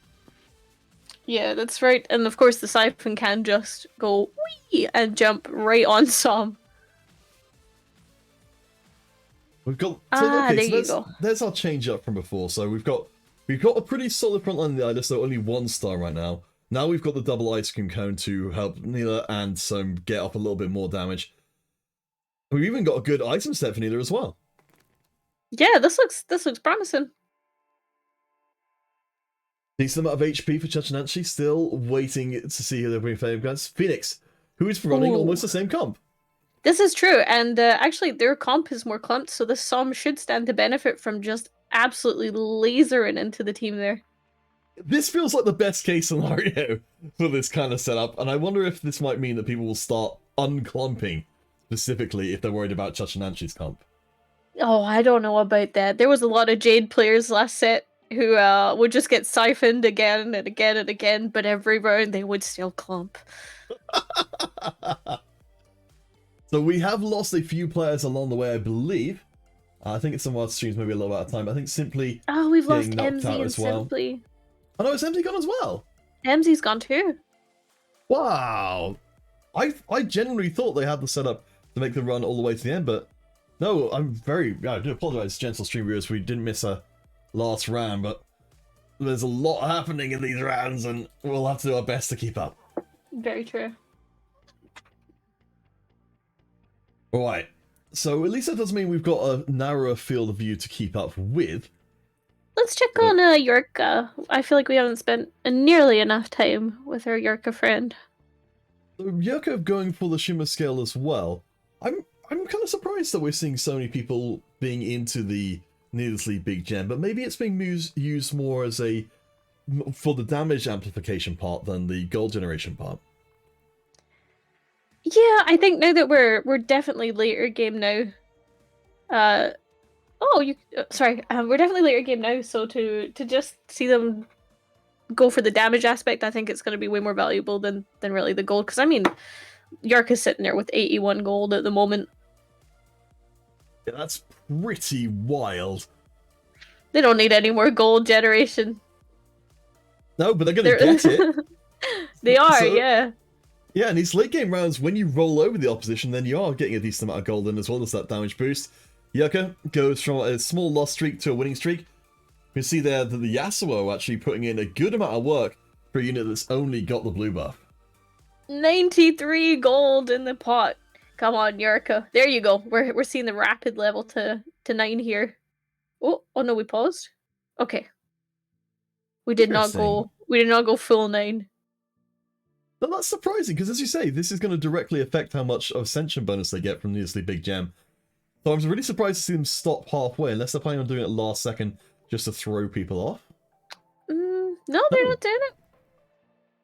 They would still have, they'd still be above the 30 gold threshold. Like, it would not be an impossible amount of eco to come back from losing. Let's see how they do against Chachinanchi, because Chachinanchi is pretty much one bad loss from being dead, so I'm doing a pretty good job of tearing through. So we don't have the big siphon to worry about this time round. And I think it's actually going to be Chachinanchi surviving and giving Yurka back a loss. Ooh. Yeah, I think Chachinanchi really needed that to stay in the game, I think. Because you're right, it's one bad loss and it's GG, but they've managed to get up to 9. They've got a lot of strength since the last time we looked at their board. They've got a Zoe now instead of the Zyra. Because they had the Zyra previously holding the ice cream cone and the... oh my goodness, the static. Yes, right, it's definitely early morning here for us esports gamers. I do like the reversion back down to 7 Lagoon, because we've got the mage in still. We've got so much more utility from the Zoe. Oh no, a Spark! Nobody's really getting up close, and everybody that is getting up close has already got all their items, so that Spark feels a little redundant. Ooh, the 2-star Zoe, though, has got to make up for it somewhat. Oh, the Psalms? Oh. So the Thieves Class items are pretty good here, but okay. So Seraphina last on the itemized unit will be the one to get the choice, but that doesn't feel like that aura of magic resist is going to go across much of the opponent's board, unless of course that board is diving into yours, which we will be seeing Dracos do. Yes, let's see how this turns out. I think Saifan's gonna do Saifan things, and it's just whether or not they can recover from the big charge. Well, the crowd control has kept Siphon from the door for a little while. Unfortunately, Zyra provide that crowd control on the backline. Yeah, the result is the same as before. It does feel like if you don't have an answer from Siphon, then you're just gonna get absolutely murdered. Well, that's something that this set has in common with the last for sure. Signed sincerely, a Jade player. So this is... I'm trying to figure out for it. Yeah, sorry, we're actually on... Yeah, because Stream adds Shachinanchi and Nexus Destroyer are both gone. We're down to the one-on-one, which means we can actually, side by side, these a little bit. Let's see. Yorka and Draco Malfoy.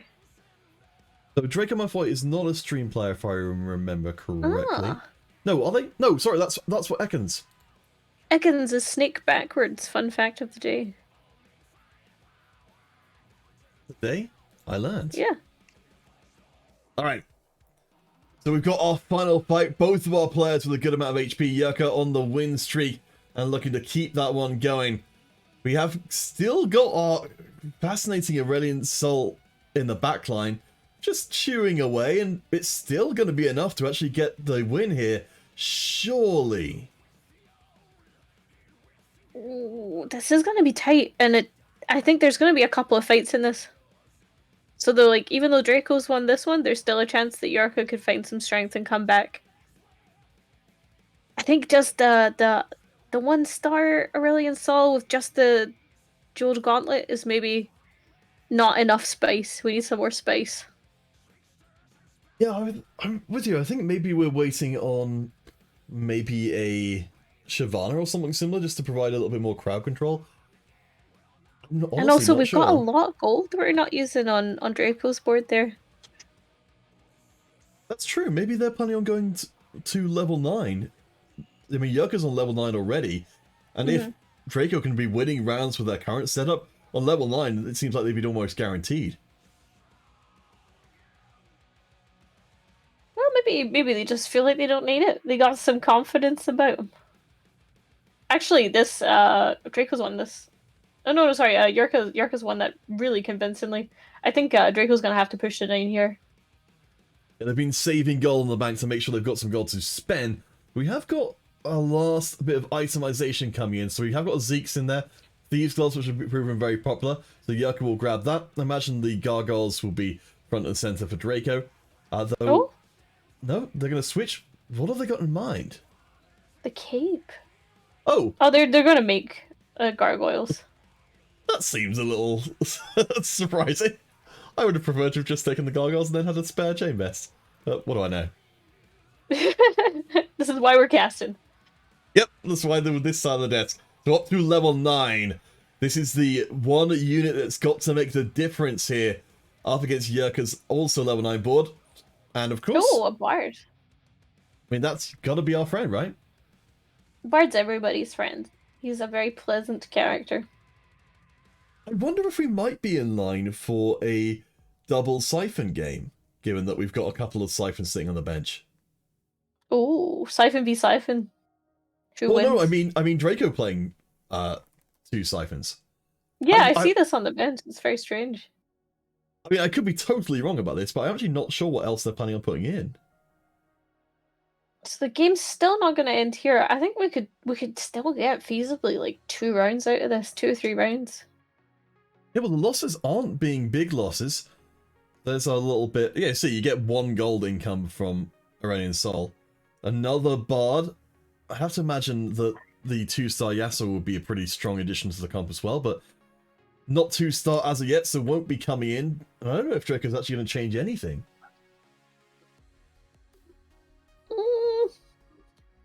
I think they're going to have to.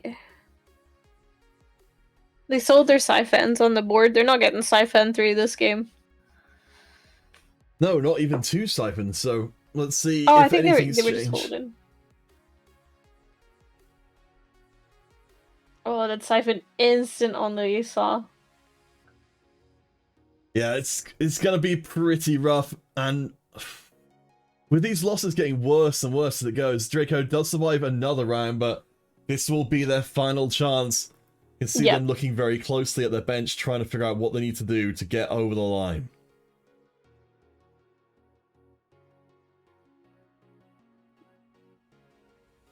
Do we have Yorka's POV there? Yes, let's go and take a look and see Let's what see they're what holding. their little crabe's giving them. An Ionic. That's pretty decent. So I guess the thing, yeah, so I think you're right with the holding siphons from before against Yerka, because I believe, is that a 1-star siphon right It's now? a 1-star siphon, so I think Draco was holding them just so that there was a lower chance of a siphon 2 coming out from Yerka, which is something I do in my games. I think we've all done it. And I don't think it's a bad strategy. But it did get to the point where Draco needed the gold, so they sold them. So maybe it'll be a siphon 2 coming out for Yerka, but I don't even necessarily think they need it. No, I mean, they've been working pretty darn well so far. It is tank siphon, which I think makes up for a lot of the difference between 1 and 2-star, in that, you're just being disruption and you're still insta-giving any of the lower health units, which still irks me about Siphon's design, that you can build tank and still kill everyone. Oh no, I love it. Alright, let's see if Drake and Malfoy off-screen has found... They have found an Aurelian Soul too, somehow. That's true. So maybe this will be the round where everything turns around for them, but it's going to be a very big uphill battle. Oh goodness, no. No, not even a little bit. Ah, jeez. Yeah, Yorka's team have just mowed through it. There you go. Well, GG to Yorka there for your first. Chibi Jinx. Alright, very well done. So I will have a quick look around. Ekans, thank you for the follow. Let's just see if any of the other lobbies are still going, just on the off chance. So Bizzleberry from one and Vlad from the other. If either of these ones are going, Bizzle! Sorry. Yeah, tell us a little about Bizzleberry. So, Bizzleberry is a League of Legends streamer primarily, but was recently my teammate in the Summer Rumble Riot Games Twitch Rivals. We were one half of Team UK, along with Huzzy and Dane Hearth. But yeah, no, Bizzle and I got to meet each other through Twitch Rivals. We had a really great time together. He is now my Bizzle bestie. And he signed up to the tournament after he saw me tweeting about casting today. So I'm very, very happy that he's chosen to take part. Yeah, he's a friend of mine. He's good at the game. Yeah. Alright, well hopefully we'll see a lot more of Bizzle. We will be headed to the top lobby for our final one of the day. So we'll be taking ourselves another 7-minute break to get set up for our final round of play. Do bear in mind, of course, we will have all of our giveaways at the end of our stream, so stick around for those. I do need to remember to put out the feedback form during the break, so stay tuned everyone, and we'll be back for our final round of play in hopefully just a little bit of time.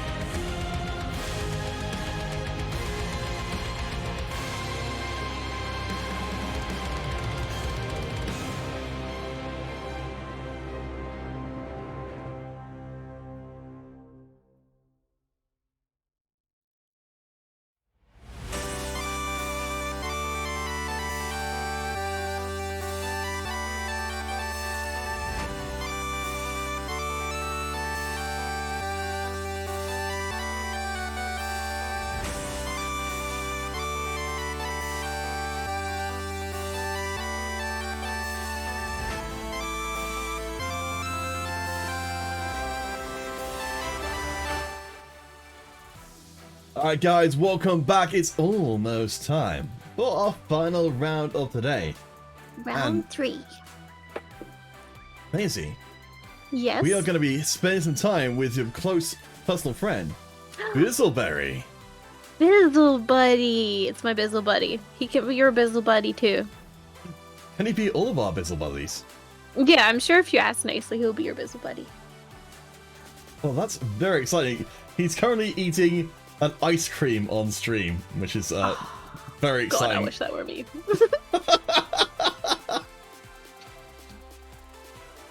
So let's see. Yes, Lieben asked the question, what happens if I go first in both games or just filling in? So yeah, you're considered to be invisible if you're not part of the tournament. And who joins in late? Unfortunately, we don't have that capacity to be able to add people in. The whole setup we've got here is very fragile. If I mess with it at all, it just explodes immediately and just showers me with bits of spreadsheet. I'm like, well, guess I broke it again. Time to write tons of bits of paper like this person got first, this person got second. It takes a while. You gotta be in it to win it, Summoner.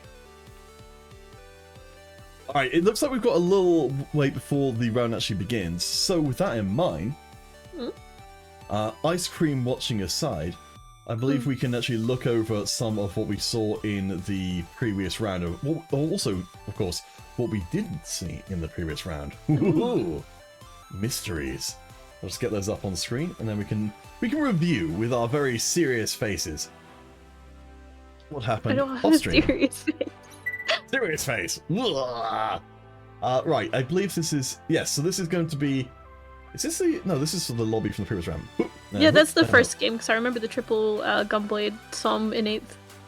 Alright, so this time round, Quenin managed to win the entire thing with Graves. We were praising Graves before. We were. Apparently Bizu it's still good. coming in second too. Is Yeah, no, Graves Graves. better than Zaya? I did say that. When you asked me the question if I thought Zai was the best carry, I said it could be, but I would maybe lean more towards Graves. And you know what? I'll say it again. I'm leaning towards Graves. I mean, who isn't leaning towards Graves, honestly? What a man. What a Let's- man. Okay. Let's go on to the second one. No, please, singing's encouraged. No, so- copyright. I'll sing it so perfectly you'll get copyright struck. Oh. Just like I- that. I have that problem as well. We're just two perfect singers. So Lieben is not part of the competition, they just come in to play along, so they're kind of being ignored in the standings, but we can at least see that they did put together what is quickly becoming a classic composition in the guild Zaya. I'm honestly surprised you can fit that many units into a comp. Oh, it's because it's new recruit, okay. Yeah, so at 4 dragons now, you are given an extra team size. So you get +1 on your team, so it helps to like just get one more little chase unit in there. And I guess they've gone for like Zaya there. Zaya's so good, but I'm still on Team Graves. Well, Enders, again, we got denied by this. Enders actually went for Astral again and actually did pretty well with it. So, looking at this, it seems like actually going for 3 stars on units might be the way to go. If that's the way Astral's playable now, then that's the way it is. Alright, let's hop across to our lobby. So, Yerka, that big so-and-so, didn't actually post the results, so thoughtfully Noodles went and got the results for them, because, Noodles is saving us all from ourselves. And it was, in fact, Warriors which got the first... Well, no, sorry, I guess not quite Warriors, but a Whisper Warrior variant. Yeah. Whisper Warrior, I like that. I don't know, that makes a lot of sense putting those two types of unit together.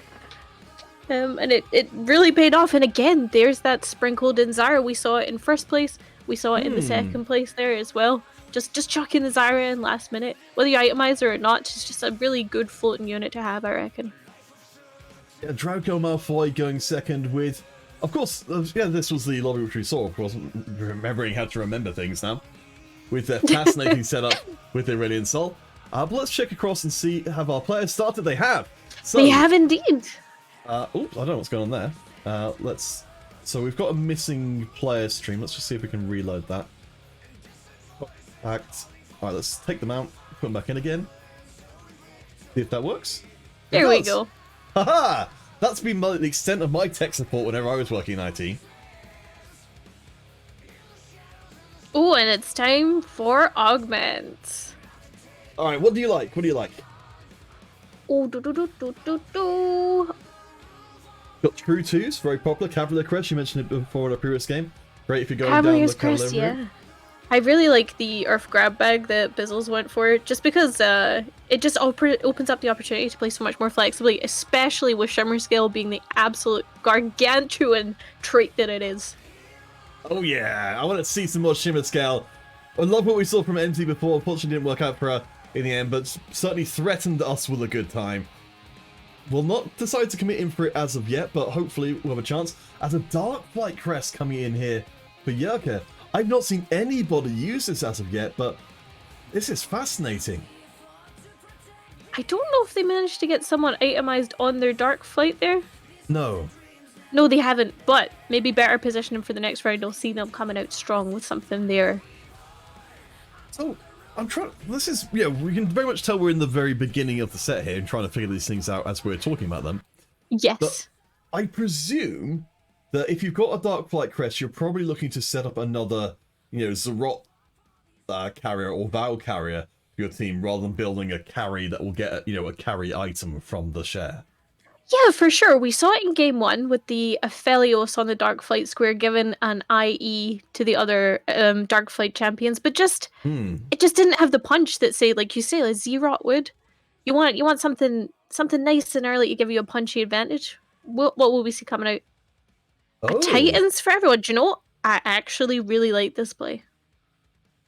Hydropat, the feedback form was given out in the tournament chat, I believe, with the notification of the round coming in. So check in tournaments chat if you want to get that in. For any of our players who are playing today, please do give us feedback, and you'll have a chance for RP at the end of the stream from RixGG. Ooh, thank you, RixGG. Yeah. Alright, so we've got 3 Titans coming in. So I've learned never to doubt what Yerka is doing, because it always turns out that they're doing the right thing, but I'm very puzzled at Titans, and I wonder if it is the most optimal choice. Oh no, I love it. I love the survivability that's going to throw out early game, even if they don't decide to stick with Darkflight. Right now, that's a team that are going to stick around. I suppose Darkflight does give you a whole bunch of HP, so in combination with the Titans, alright. Well, we're going to learn something here today. That's it. All you got to do to win is keep your HP above 0. Titans helps you do that so good. Alright, so who should we check out next? We've got Bizzleberry, we have got Ekans, and we've got Vlad, aka Pact. Let's check out Vlad. Vlad did really good in that first game. I want to see where their brain's going this time. Alright, so we're back to Scale Scorn and Warrior. We've actually got the Warrior emblem coming in, so presumably we're going to be... We've seen Warrior do pretty well so far this competition, so Vlad seems like they're on the right path towards a comeback, though they're on a very well-managed losing streak right now. Yeah, that does look to be the case. Eco is a little low. Are they playing... Is this a TFT mobile? I think it's low-resolution TFT. Oh, I thought we were doing good right there, but that's okay. Moving on against... Oh my goodness, look at this Nasus with a Cavalier and the Warmogs. Like, this is going nowhere. He's a big horse. He's also a big dog. A big dog horse. And he's here big to dog stay. Horse. That sounds like Egyptian mythology. That fits in with Nasus's lore. I'll allow it.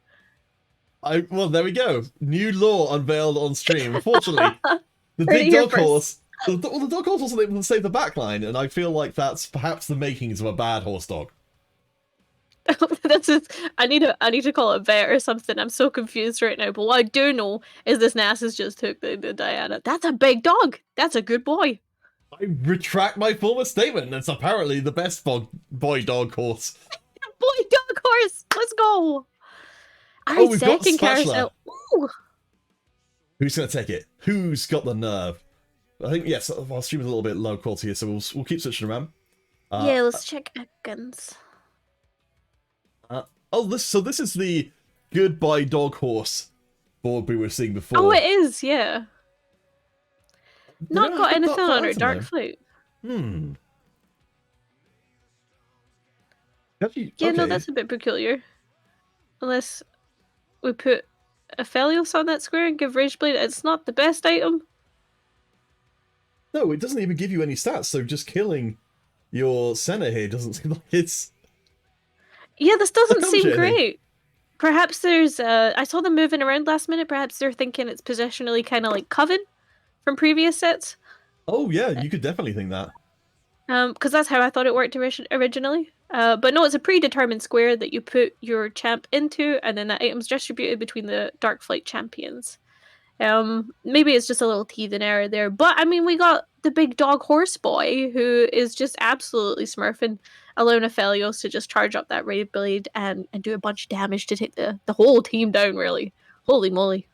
Oh my gosh. So, question from Hydropat, which we may not have the full answer to at this point, because apparently we're learning about this as we go. What's the best Dark Flight item to give to all? I would have personally said Zarot myself, but we've seen Titans in this game already. Anything that you've seen coming through, Maizy? Zerah would be good. Does it work on Ornn items? That's what I'd like to know. It doesn't per se. So there's a very weird interaction as I think our stream just goes down there. It will, if it's not an item you can make, it becomes Dark Flight Essence, which means Okay. it gives the stats of that item to everybody, but it doesn't give the effect. What it does do is Oh, it here's then... the Titans. Oh, yeah, we'll see how the Titans does. We'll come back to that whole thought in a minute, because yeah, the Titans is actually, I didn't even consider this as an option, but it's working really well for Yurka. Yeah, I think it's a like I said it when Yorka did it, and I'm saying it again. Like I think this is good. But it's working pretty damn well right now, and I think one of the nice things about the design of Darkflight is you don't have to stay with the same item the entire way through the game. You can absolutely say, you know, this is my early game choice, and then switch to something entirely different for a different approach to the game later on. Hmm. So let's talk a little bit about Bizzle, though, because of course, we're here for Bizzle's business. Bizzle's Lagoon. Which I thought he might honestly. Is there a way he's not getting to Lagoon 6 right now, but we are throwing in that Malphite, I guess, just for the bruiser bonus with Zac there. Yeah, I guess we'll get an extra Lagoon stack of that, because right now, Bizzle doesn't have an absolute ton of stacks, and I have to think that some reason for that is that they don't have any tiers, let alone any blue buffs. Yeah. Let's see what he's getting here. I can hear his brain. I can hear his brain ticking through the cogs here. He's got this. Oh, well, we These do are have a not really Zeeks, looking- potentially. That's almost a blue buff. Still no tiers. But this could be okay for some later on these items. If he sticks with the course, he could end up with a decent little Lagoon comp. If not, I'm not seeing what's happening right now, but he's really going for something. I suppose at least Bizzle is towards the bottom of the table, so if they do want to continue down this route, they should be able to at least get a tier on the next carousel if they're so inclined. Step before the Zeeks is a possibility here to get some casts in, but no, decides to go for the Morellos instead. And in fact, going to slam a whole bunch of items and responsibility onto Lilia. Ooh. This seems like a lot to put onto a 1-star unit who doesn't even have Cavalier. Oh, this is true, but my goodness, I've just clocked the tactician's crown there on the bench as well. Oh, yes, I missed that as well. Yeah, so there is an extra unit there. I think maybe even if they're just farming early and not taking too bad a loss. Like, I know Bizzle knows how to do a loss streak and he knows how to do it good. But actually, he's won that one. Alright. Well, the faith in Bizzle has been rewarded. Hydropat asking, why is Zarot so good? So I don't know if we're going to see it this game, but the Zarot is the idea that you play Zarot as your sacrifice unit, and then you play loads of 1-star or 2-star Dark Flights to just have an absolute tide of Voidlings coming to the field, which is very hard to deal with early on. Alright, so where else Lagoon Heart. Yes, Lagoon Heart for Bizzle. He could go 6 Lagoon right now. He has got Morellos, which is good for our friend Kaiser. It's good for Kaiser. He's not really got anything for some. He did just use 2 of his needlessly large rods as well, but really I think it's tiers he's sorely lacking. But with him at towards the lower half of the scoreboard here, we could see him pick up a tier on 3rd carousel easy. Hydropat's also going for the Titans on the Dark Flight. Yeah, it seems to be working pretty well for Yucca. Up against Pills, we haven't seen them so far. they're actually going for a comp we haven't seen so far, which is a more Zeri focused carry at the backline. She's going to do a good amount of damage with that initial hit, though less damage to the rest of the line. Yeah, this is true. I actually kind of like the Zeri early. I think Cannoneers is just a wonderful early game trait to just sprinkle in there, but it's not paid out on this particular match for them. But yeah, no, I can see that being popular with the set coming up for sure. Alright, well, let's keep taking a look around. Pills is on 50, so he's certainly in the danger zone. Unfortunately, we can't look at him directly, so we'll keep on scooting around. So, Yurko, we haven't seen him for a little bit. The Dark Flight Heart. They've actually gone deep into Guild, and they've got themselves a very, very powerful Dark Flight Jace. Oh, that's kind of beautiful. Still with the Titans on everybody. I like the Titans. That's it. I stay on the Titans. Nobody's taking that away from me. That's some good behavior. I mean, it's working pretty damn well. The only concern here I've got for Yurko, which, it's not much of a concern considering how much of a win streak they're on, completely undefeated so far, but they don't have a ton of damage items until those Titans really get stacked up. I think this is. I mean, yeah, okay, it's not the Zero. We do actually see Zero on Bizu's team there, just not in a dark light formation. But that's a shame. These are two win streaking players up against each other right now, and I think this might actually be the end of the line for Yurko's win streak. Oh no! I think Yurko's got maybe this.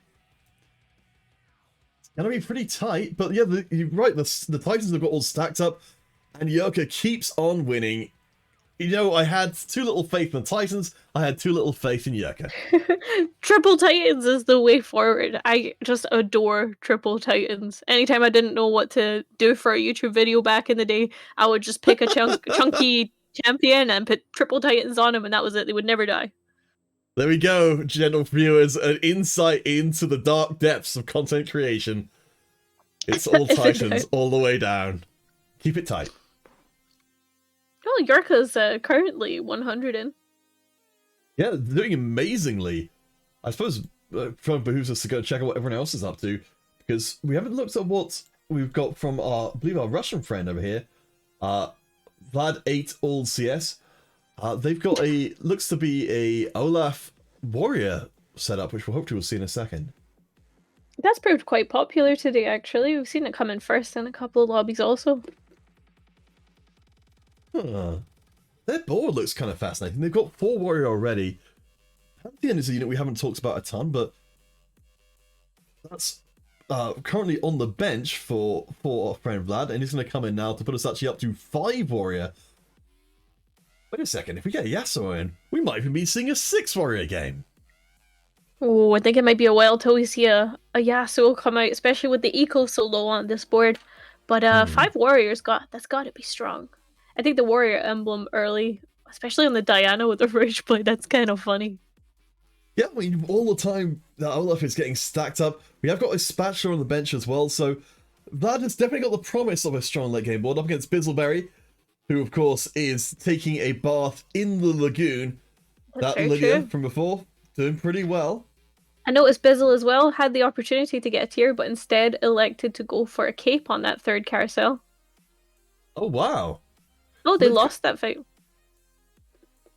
Yeah, so they've gotten the tier from somewhere along the way, but I do like the Lilia item carrier for now, but I wonder if the, in the later round parts where we're getting a lot more of those casts in for Bizzleberry, that maybe those items would be well served on one of these backline carries.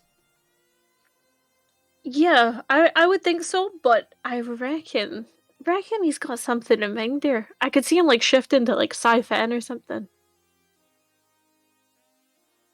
Is he a flexible player? He's very flexible. Oh, that's right. No, you did say before.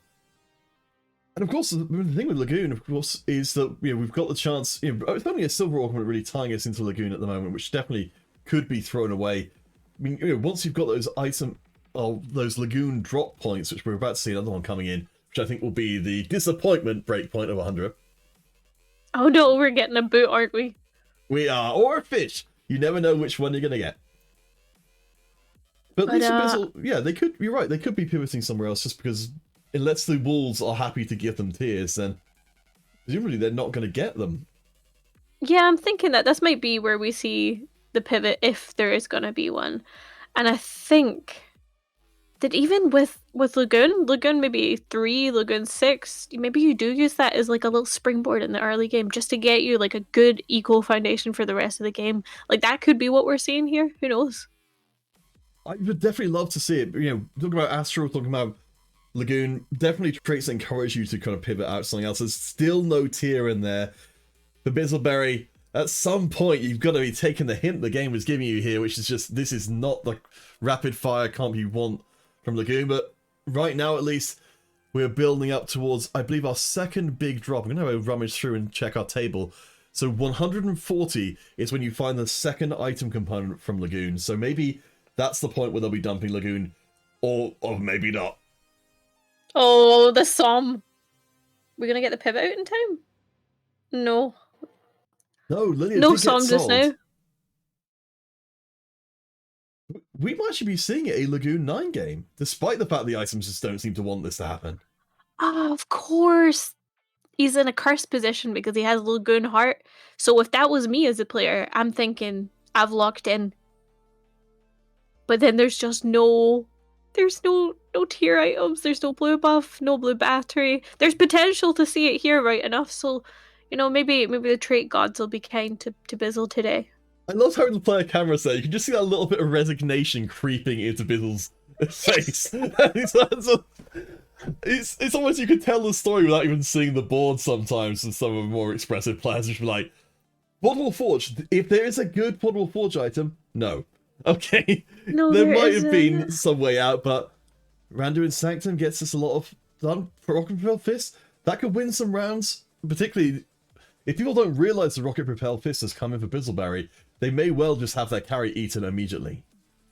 I mean, that's always fun. I really liked putting Rocket Propelled Fist on Nunu in the previous set. Mmm. And then he would just go yoink, nom nom nom. And I think that was a very viable strat to get rid of carries. No, not the Frozen Heart. Okay, I thought he was slamming the Frozen Heart here. Like, oh no. Oh no, that could have been a Shojin. Yeah, wait, that could have been a Shojin. A Shojin would have been acceptable. Maybe he's just really holding out for that last tier. He has got a very long loss streak, so 33 HP, but this is dicey. Up against Bizzo's board, we know what happens when a Siphon and a Sona, or Soam? I forgot the name again. So yeah, when they come face to face, the results have been fairly predictable. And this time though, it doesn't. Okay, it does happen, but not anywhere near as badly as it did before. Oh my goodness, Nyla is just doing backflips all over that board. There's the Zerot down. Alright, Bizzleberry may have turned the corner. This is 9 Lagoon. This makes it all the more painful that this isn't a Spirit Shojin, of course, for Soam, because there's a lot of attack speed coming off of 9 Lagoon. That Spirit Shojin would absolutely get the job done. Yeah, the only thing I can think now is just that he's perhaps holding out for another tier, just like a blue buff. And if not, maybe the Nyla gets sold for a Shojin. I trust Bizzle's judgment. Alright, we've been very Bizzle focused for a little bit, so let's keep let's check in on Ekans. How's he doing? What's Ekans been up to? So they're dark. Oh no, they're still sacrificing an itemless Aphelios. Oh no. I do not think they've fully got the grasp on how the Dark Flight works, because we thought maybe they've been just missing out on the item because of not having an item, but they've continued to sacrifice a unit that, as far as my understanding goes, that literally does nothing but kill a unit. Yeah. I think you're entirely accurate. I don't understand. I really want to tell them. I hope that they've got a chat. It's just bonus health. That's all it would be from the Aphelios, just bonus health. So, from where I'll just double check this, but I don't believe that sacrificing the Aphelios gives you any health either. You get the Dark Flight. I think at one point, probably in the design process, it did give you the health, but now Dark Flight just gives you a bunch of health for running Dark Flight on your Dark Flight units. So you can sacrifice any unit you want, and you end up in the same position. Well, they don't have a second synergy there, like the Cannoneer for Aphelios, so I guess they were just like, oh, this is the unit that doesn't have any other synergy, therefore I'll sacrifice this one. Maybe that was the thought process. Bizzle got tier! Oh, it's Bizzle time! The greed for the blue buff. We've had lots of Bizzle time though. We can always check in with Bizzle a little later. Alright, we'll keep an eye on their 33 HP. If it suddenly drops, we'll check in with them. Speaking of Darkflight though, Yurka has changed across the Protector's Vow, so this is what we were talking about before. You can change to a different item. So now we've got this burst of shielding, burst of resistances across so many different units here. This is going to be pretty gross. Also, a lot of maybe some of the viewers are going to be a little confused as to why they're choosing to position their Swain in the front like that. But Swain's now a tanky unit they were going to expect to see in the front line. So don't adjust your monitors, viewers. The Swain's supposed to be in the front. Oh, I'm glad you said that. I was halfway through turning my monitor sideways to try and see if we could shake it loose like an Etch-a-Sketch. But no, instead, yeah, all the tankiness all the time. So the Protector's Vow and the Titan's building up. This is a Tonky Swain on the front line, and I think it's going to be good enough to take down Drake MFY with the other Darkflight setup. Ah, that was the 2-star Nasus that we saw, the good boy Chonky Cavalier Force. No. I mean, we gave him lots of names, but yeah, no, as much as that the Draco's Swain is tanking, I mean, geez, Yorka's Swain is tanking way harder, and yeah, for sure, it's a win for Yorka there. Alright, so good looking for them. From we can see from Bizzleberry, they've kept themselves going. The Warriors for Vlad, I think, is in a little bit of trouble. So oh wait, they didn't. Bizzle didn't make a blue buff on some. Oh really? No, they put a blue buff on Neela. Also, I'm not completely sure as to which way to say that name. I think I've heard it Neela, I've heard it Nyla. Nyla makes more sense to me, but who knows? It's not a name which I'm familiar with. It's like Vagar. He's vaguely Vagar.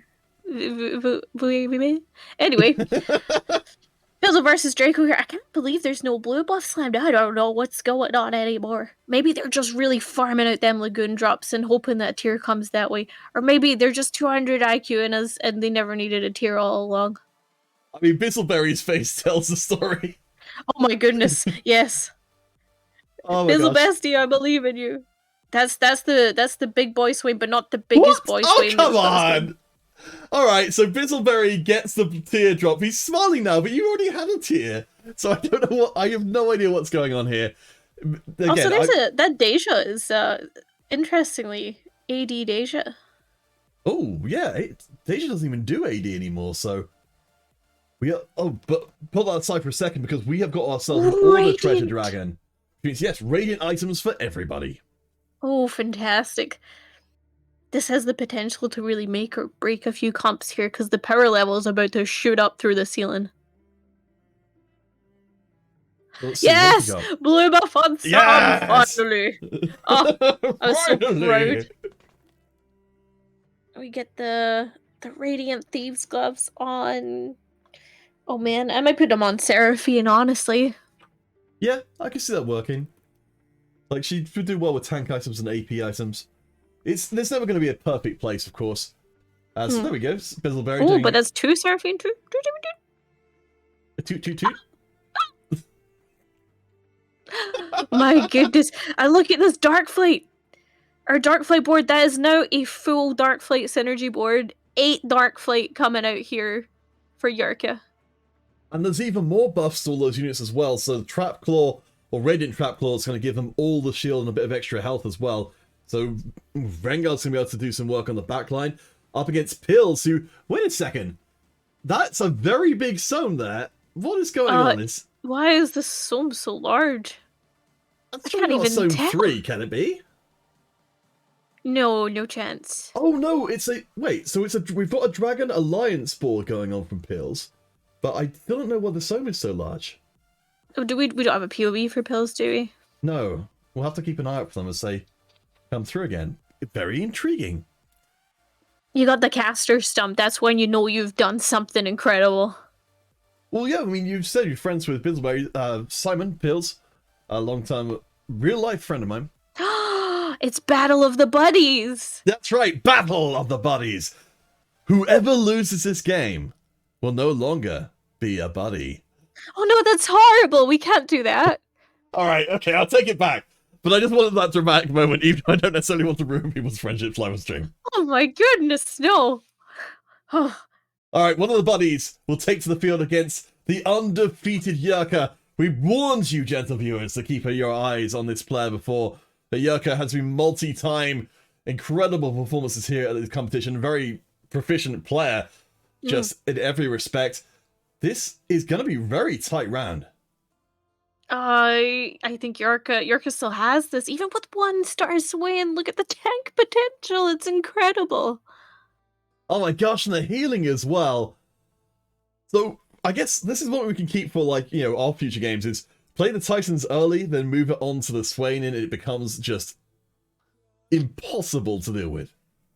Titans is so good. I said I like the call, and I still like the call. Dang it. We have got 2-star Soam coming in. Vlad 8 the CS is now gone. Nevertheless, I believe is a random player. Apologies for the name. I think that's our random, yeah. One Trick Winning, is that one of ours also? Ooh, I don't know, which means I probably got it wrong. No, actually, we have 1 less player in this lobby. We've got 5 tournament players, so that would make sense. Okay, One Trick Winning is our second rando of the lobby.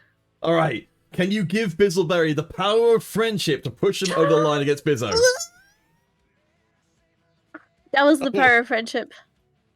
Oh my gosh, that was pretty terrifying. But I think it might be enough to get the job done. Everyone's evaporating. 2-star Soam is a force of nature. Bao Shin providing the lightning in is not enough. Bizzleberry stays alive. Yurka stays undefeated. And I think One Trick Winning is going to head out. And Ekans, with their Dark Flight Mirage board, is also doing pretty damn well for themselves. That's the randos taken down. It's just our tourney players now. All right, onto the carousel. I think we're kind of at the point now where I think a lot of our sort of base carries are itemized for our players. So instead, we're looking for our extension carries. Peels will pick up the Thieves Club. Of course, now much better in the late game than it used to be. Wow, there's some really great items on this board too. The Zeeks for Bizzles. For Bizzle, and we got Thieves Gloves coming out too.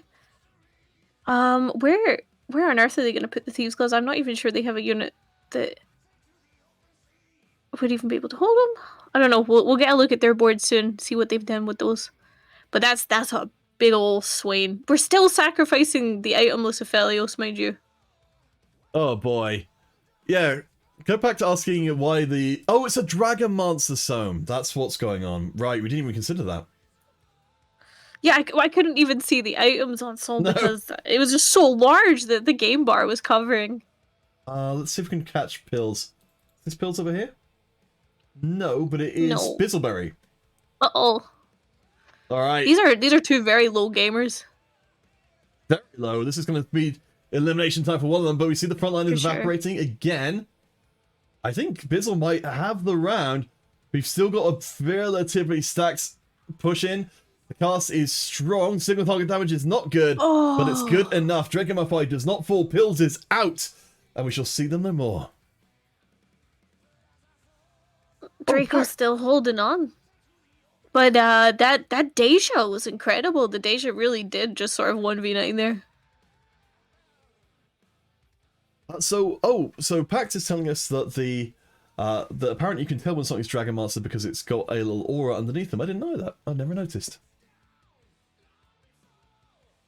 Alright, we're coming close to the end here, Maizy. This is our final round of play. We are in table 2, so our players looking to punch their way up for a better shot. Unfortunately, table 1 only had 1 POV player, so we haven't been able to bring in. But what we have been able to show you is a completely undefeated Yurka. Bizzleberry, it's down to you to break the streak. Come on, Bizzle! The power of friendship. Either way, like, if my buddy Bizzle pulls out here, I'll be so proud. But if Yurka 100s this game, that's a really good start to the set when you can do that. It's getting pretty close. We've got our friend Rengar on the backline just chewing away and takes Soam down. I think that's going to spell the end. Bizzleberry's not very much HP in the bank either to be able to hold on. We've got one last shot in here, but no. Bizzleberry settles for top 4. Oh, my buddy. Okay, Yurka. Oh, it's top two. It's Yorkabuzu. Oh, Bissell hit third. Not bad. Bizzle hit third. That All means we right. must have lost Draco off that round. Draco must have lost Mm. to Bizu. But here we go. We got the Loot Goblin. Yes. Could you give us a few words from the Loot Goblin? I know that you have a special affinity. Oh, Goblin. You want my treasure. You want my treasure. You have to kill me first. Yeah, Oh my he sounds like gosh. that. But that's before he's had his coffee. He's like a lot smoother after that. All right. Well, there you go. You've heard the official voice for the Treasure Goblin. We're going to keep pushing this idea on the European broadcast until eventually we just make it official. I shall have to go to the European broadcast myself. You shall. Voice acted live. Oh, interesting. So Yucca's actually going to put a third item on to Swain. Now, I believe, and don't quote me on this because I could well be wrong, that that you don't get any benefit from the Dark Flight. You don't get like the units, the item stats or anything. You just don't get the item. Yeah, at all. there's no fourth item. But you know, Dragon Claw here is so good. Late game, especially with that Ao Shin, like you want Swain to be able to just tank through that. So I understand.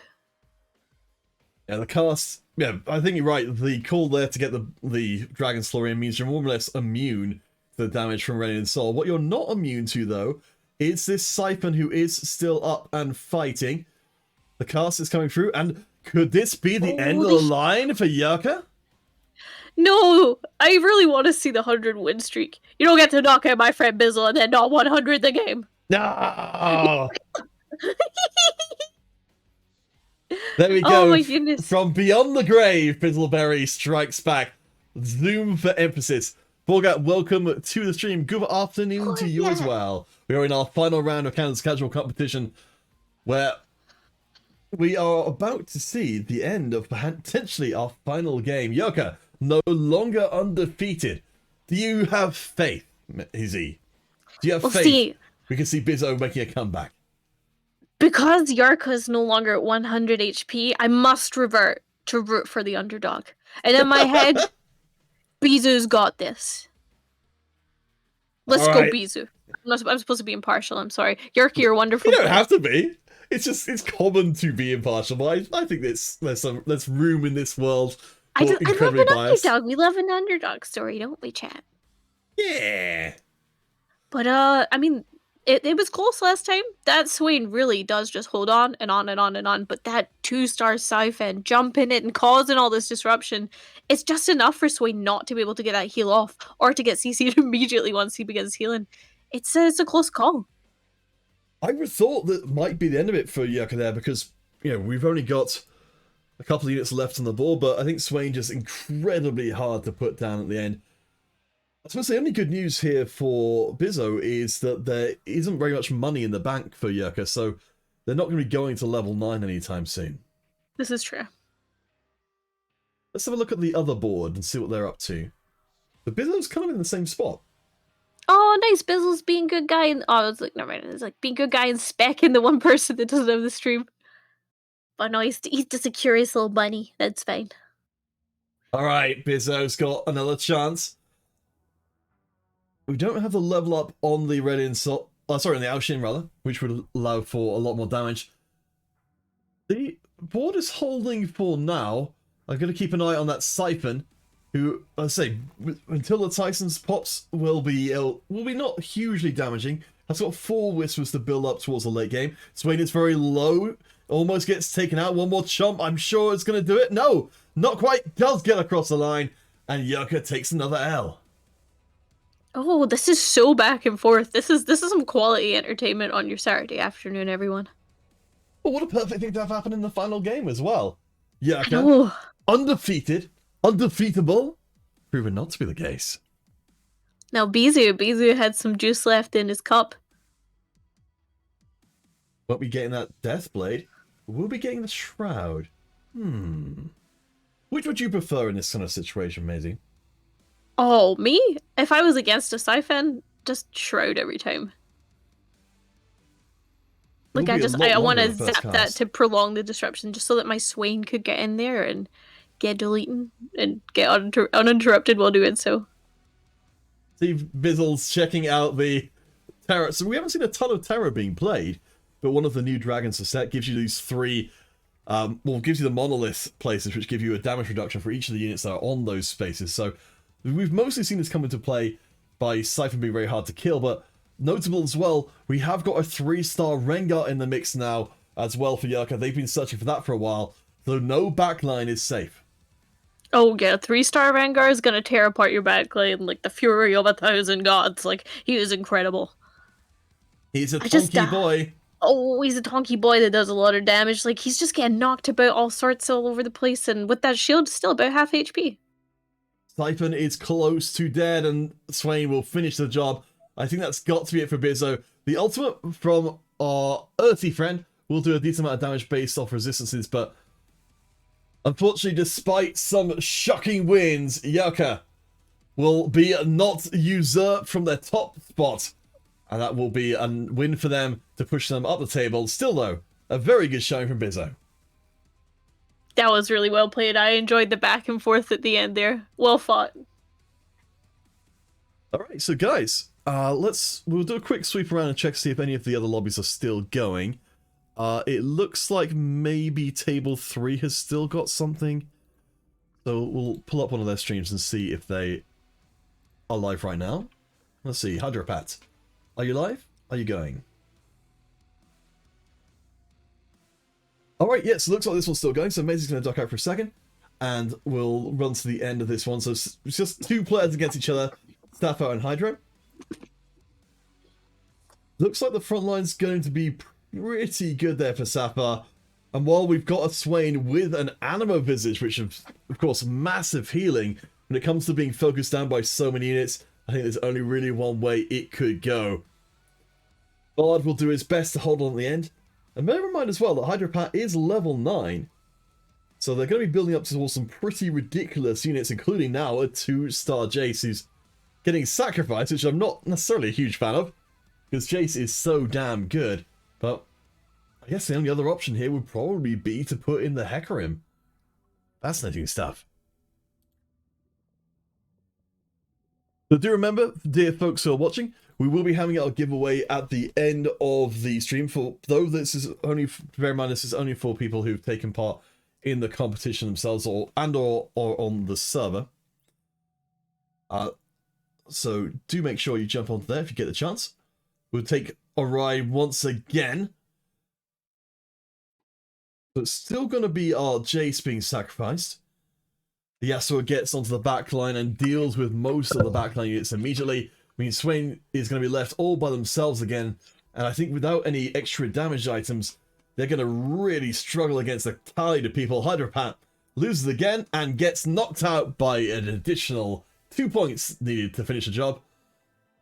And I believe with that, that will be the end of our competition. GG Sapphire, I just caught the end there. Yeah, really well done. And also thank you to our players who've been putting in the results as we go, which means that we've pretty much got all of our results right now. I will have a quick check in with Wet Noodles, who is our admin for today. Big shout out to Wet Noodles doing all the hard work in the background. Yeah, what an absolute champ. Can you let me know when all the results are confirmed? And then we will do our final announcement of our overall results. So, of course, you can check them out for yourselves, but for dramatic factor, we'll bring them onto stream. So, I'm just going to let everybody know that we're going to start our giveaway right now. I'm so glad you invited me back for another one of these. I always enjoy. I'm glad. I'm very glad. Let's bring our faces of enjoyment onto stream. There we go. Amazing. Very convincing. So so the next tournament will be on the 24th of September. I hope you'll be along for that. That will be 1 day short of my birthday as well. Oh, lovely. So let's see. Giveaway starting. Next one on the 24th. Alright, so let's start doing some of our Wheel of Names. Do you know any other randomizer sites? Because Wheel of Names is a little bit broken. I always just use Wheel of Names. Okay, I mean it's okay, but it seems like a lot of time it sort of falls over partway through what we're doing. But I think it'll be alright. Right.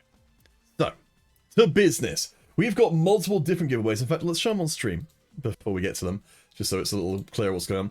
So we've got our first and second place are not random; they'll get a little legend eggs. But we've got our little legend egg, which is applicable for everybody. Then we've got our RP prize from Rick's GG, that's applicable for everyone. A streamer prize for anyone who put out a stream today, and a survey respondent prize. So, first of all, we will do a random player little legend egg. So we'll have that for anybody who played at least one round of play. Egg. Wait, did you see our egg thing from the last Yeah, I did. files? Oh my gosh! Yes. I'll tell Nibiru that was his idea. I love the egg. All right. So first of all, let's make sure I'm on the right scene to start with. This is going to be for a random little legend egg across the stream. There we go. I don't know why Wheel of Names has got this big hole in the side, but we might have to redo it. Oh my gosh. It's just to add suspense. So that when we roll for the 4th time, we're all really ready. Alright, would you mind counting us in for our every player eligible little legend egg prize? Okay, good luck, have fun. In 3, 2, 1, spin! Where will it stop? Nobody knows. It's gonna be Gun Freaks. Hopefully your name is roughly the right one. On here, there we go. Gun Freaks is our random little legend prize winner. Oh, congratulations on your egg. Alright, so let's now do our RixCG RP prize winner. Would you mind counting us in again? Okay, good luck. In 3, 2, 1, spin! Whoa, we're out of control. And, yep, we're gonna have to do it again. Oh no! Alright, we'll get rid of all of the blank ones and just roll again. Whoop. Yay! Pretend that last thing didn't happen. It will be. Will it be? Oh, MC? It is! Our medal MC! winner, MZ! Congratulations! Also, you just got gifted 5 subs! Oh my gosh, did I? I wasn't even looking at the chat. Who did that? Borgat! What a hero. Thank you very much. Gosh, I don't know what to say. What's a person supposed to say at times like this? Thank you! Thank you very much! Your support keeps the little grassroots community tournament going, and we appreciate you. Wah!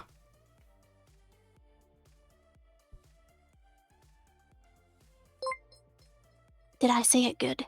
You did say it good. Sorry, I just got distracted a second. Oh, I see. Right. Gotcha. So Wet Noodles is working on the tiebreakers right now. So MZ, congratulations. Woohoo indeed. Alright. So we've got ourselves, let's see, try and dig through my spreadsheets to try and find everybody who streamed today. So we've got all of the streams, so this will be, so what I like to do is try and encourage people to do TFT streams. Well, theoretically we could do this through Discord sharing. This is a little bit easier, but it also hopefully encourages people to actually start becoming TFT streamers themselves. So, with that in mind... We need more. Yeah, we do need more. All of them. Forever. Maizy, Yes? in the style of a TFT, or in the style of a content creator who perhaps streams TFT, would you mind counting us in for our stream RP giveaway? I mean, I would just use my normal voice because I am a TFT creator. So you can find me on twitch.tv/MaizyMarzipan. 3, 2, 1, go! Oh, we're almost certainly going to have to reroll this. Oh, no. MC? MZ winning twice. What an absolute hero. Alright, well, MZ, there weren't that many people coming through today, so I guess you won that one too. Congratulations.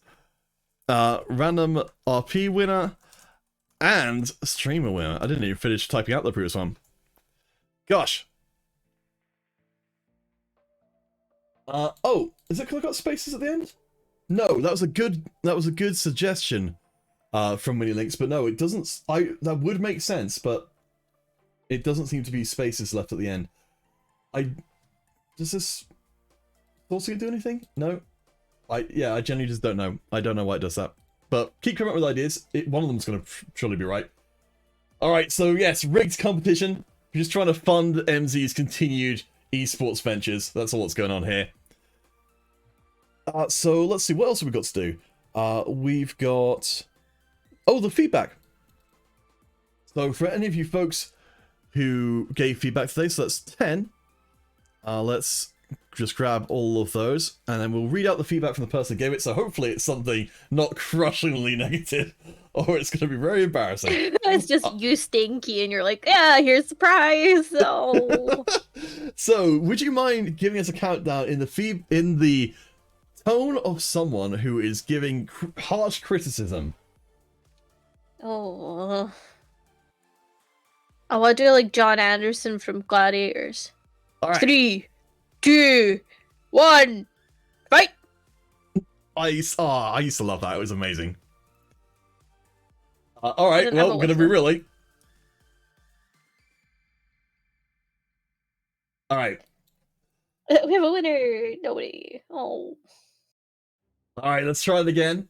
So feedback from today. Who's it gonna be? Is it gonna be Simply Magic, or is it gonna be Pills? Will we keep going? No, it's Simply Magic. Pills, I'm next, I win. It almost worked. It almost worked. We're like 3 seconds in the future, and I have something really bad to tell you. I'm sorry. Oh no.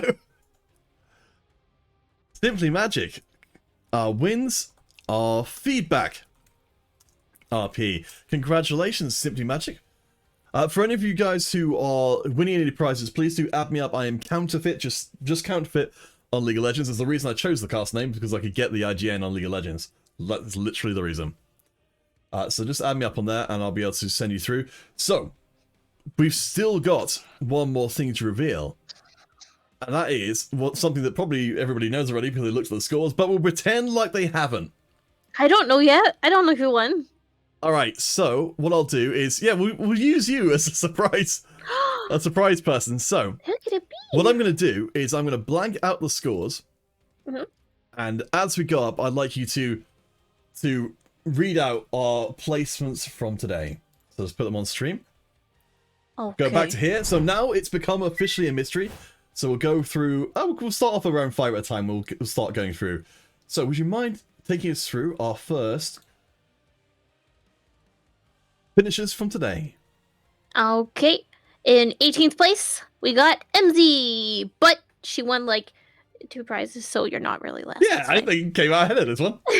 And then 17th, Top Hat Kid. Ooh, love that top hat. Whoop.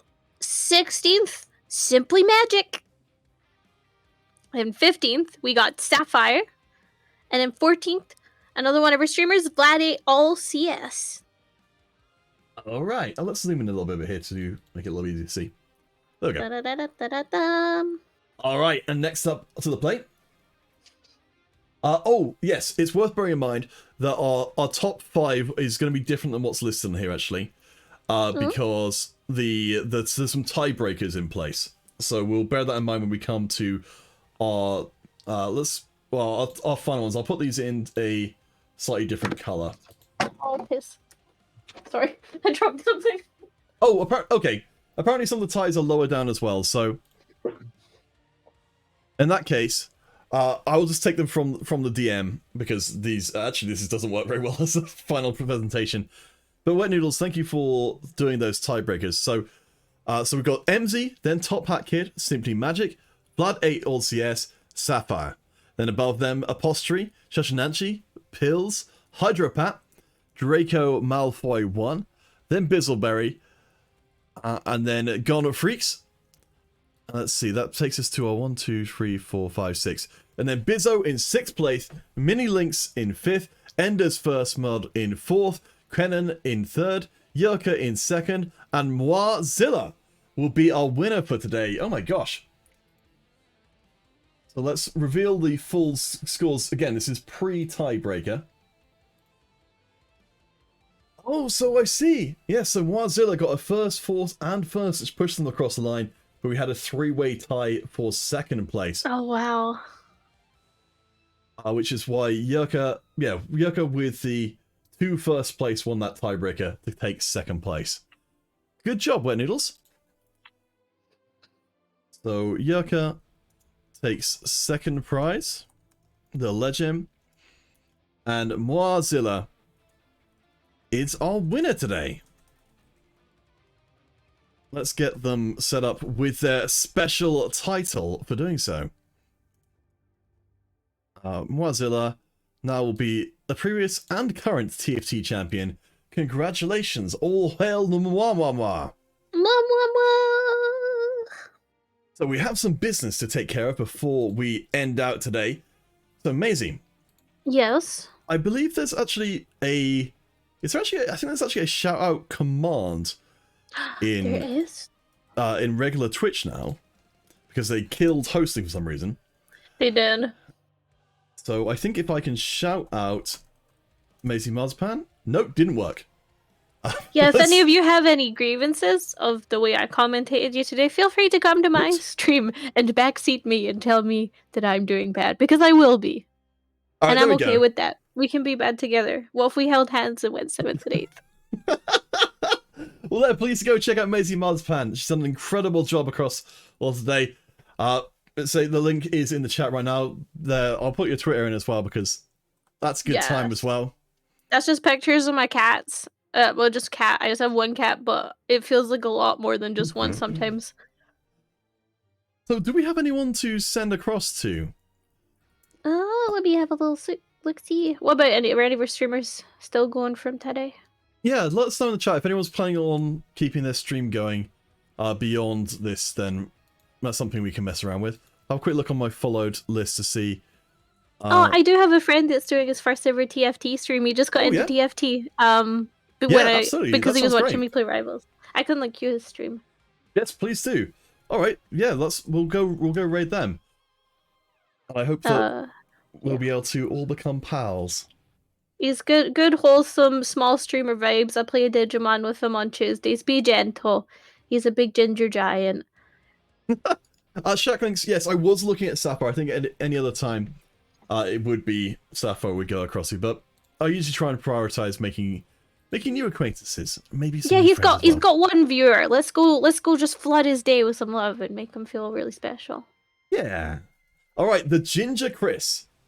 So this is intended for mature audiences, so any of you folks who are not down for that, please do not follow the raid. That's just because he swears. Yes, well, we know who the kind of people he associates with are. I would never! Alright, so, again, we'll be back on the 24th September next tournament.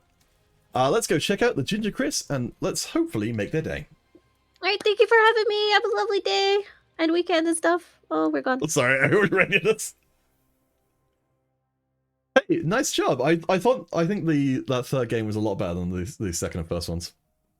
Oh, let me just tell Chris it's us. Hey, Chris, it's Maizy. You know this. Oops. How's it going? Hi.